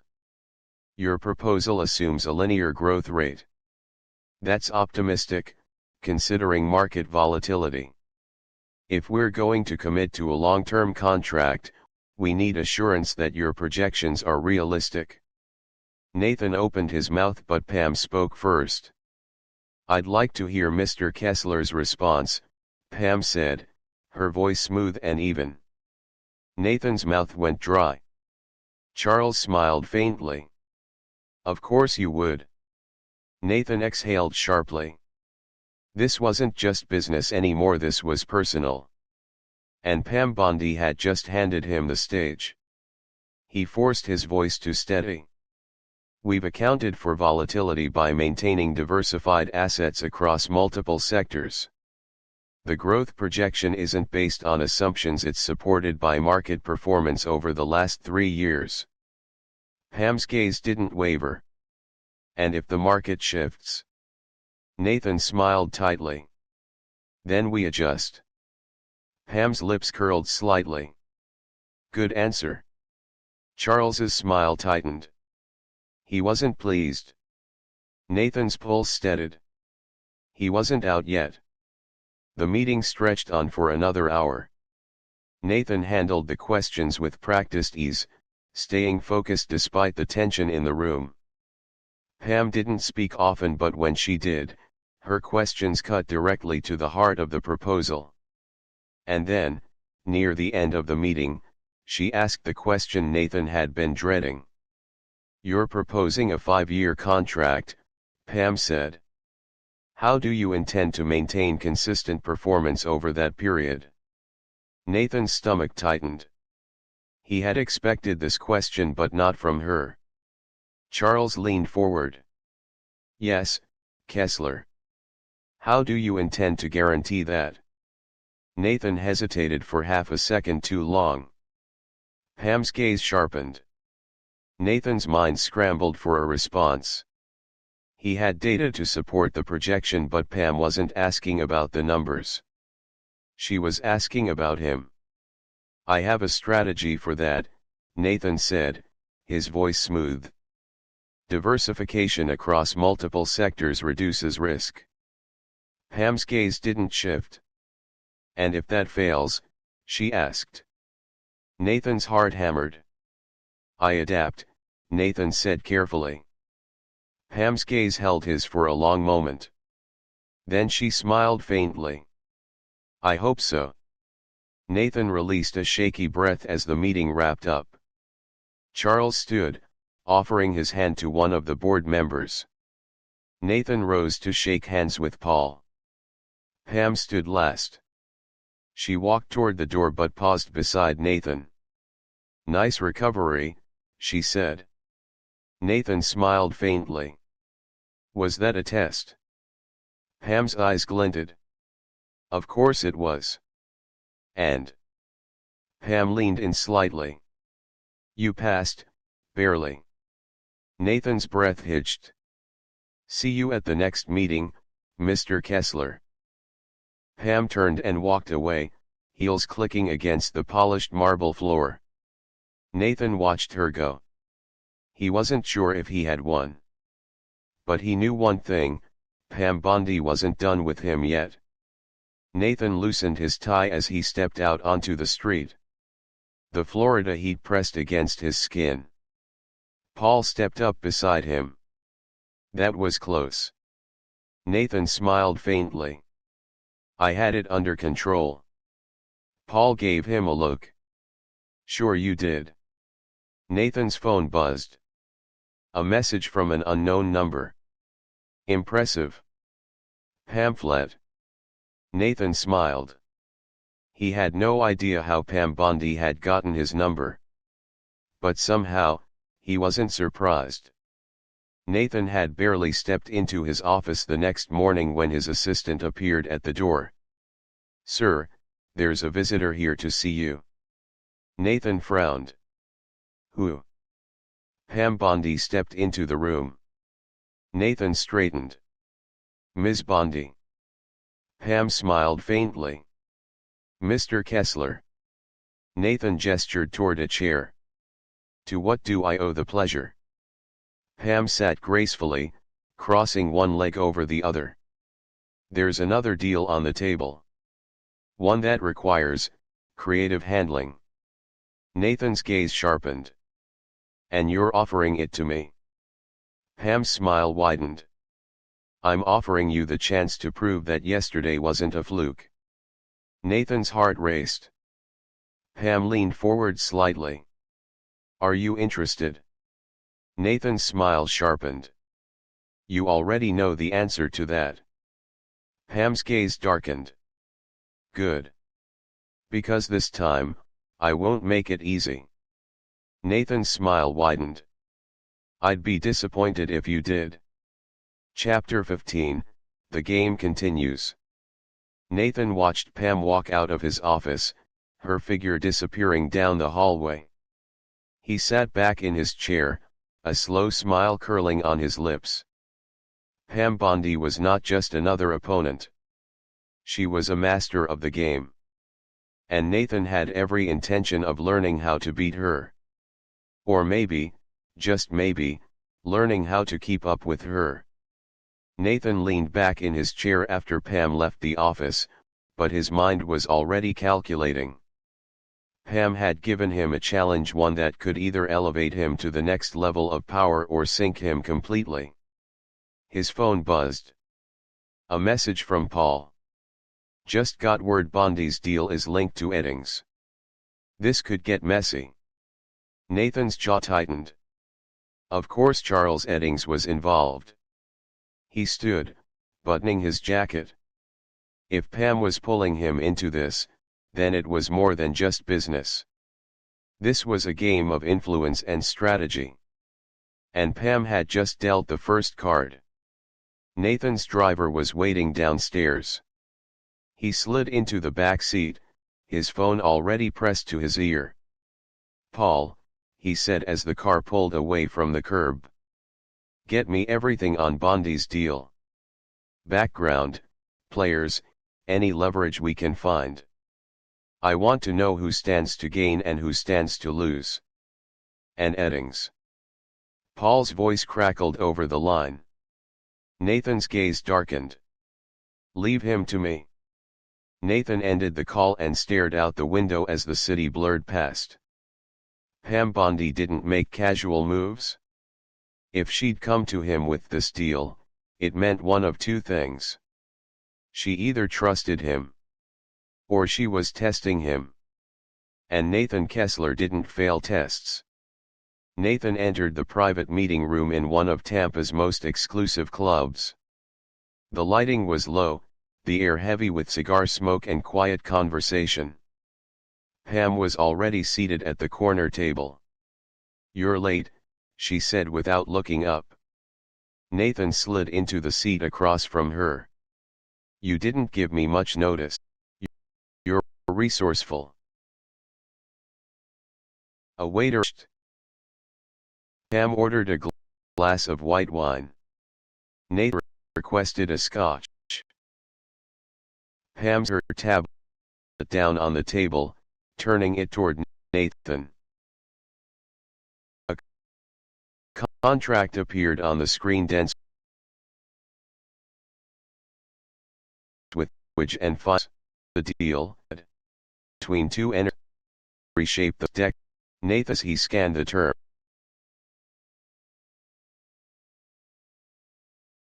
Why are you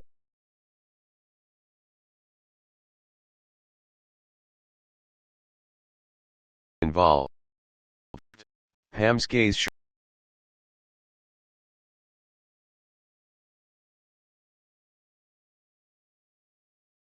"Because I helped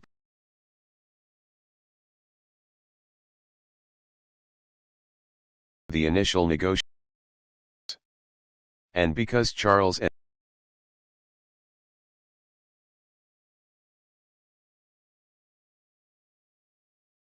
Eddings' outcome, Nathan's jaw tightened.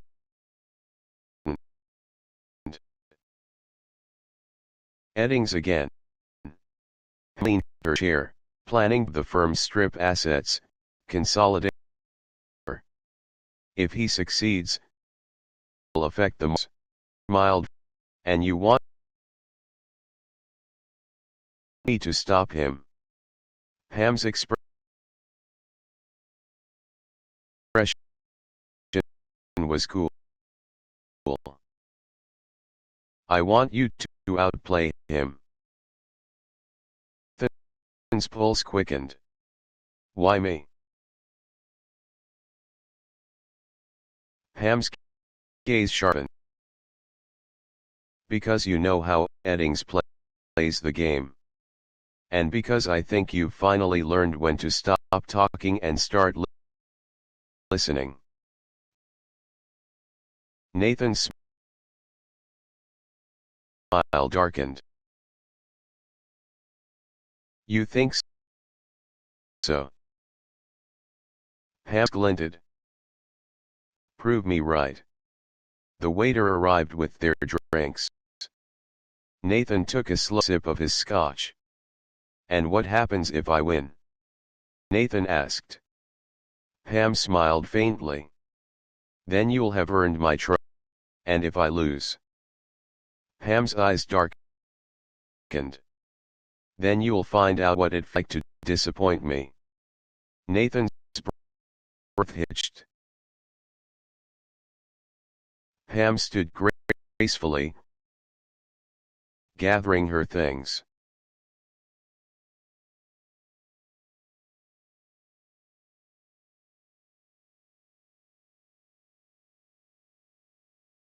I'll expect an answer by tomorrow morning, said, her voice low but sharp. Nathan watched her walk away and already has set the now to make was walked into his earning. He had termed dirty bactions sent coldly. Amateur Pauling for I've got the Paul Edding company to he control sent by Paul had planning I'll sharp think he's on. That's risk. Nathan so is the number Pam warning Essler. Nathan's talk strategy that Eve tweet over a crisp black her express a file. This is how Nate gaze sharp the file. Eddings enough the vote continued. But I've arranged Vester to and this brow lifted. How exactless investor Nathan's. Let's just say I made a phone call. Ham's lips curled slightly. Interesting. Nathan leaned closer. Eddings realizes what's happened. It's too late. Ham studied him for a moment. You sound confident. I'm not confident, Nathan said. I'm sure. Ham smiled faintly. Then let's see if you're right. The boardroom was packed the next morning. Eddings sat at the head of the table, his expression calm but his eye predatory. Nathan took a seat across from him. Ham chairs away, perfectly composed. The vote began. As expected, Eddings controlled a narrow majority. His smile widened. And then the third party invaded the room. Eddings's face darkened. He whispered something to his eyes flicked toward Nathan.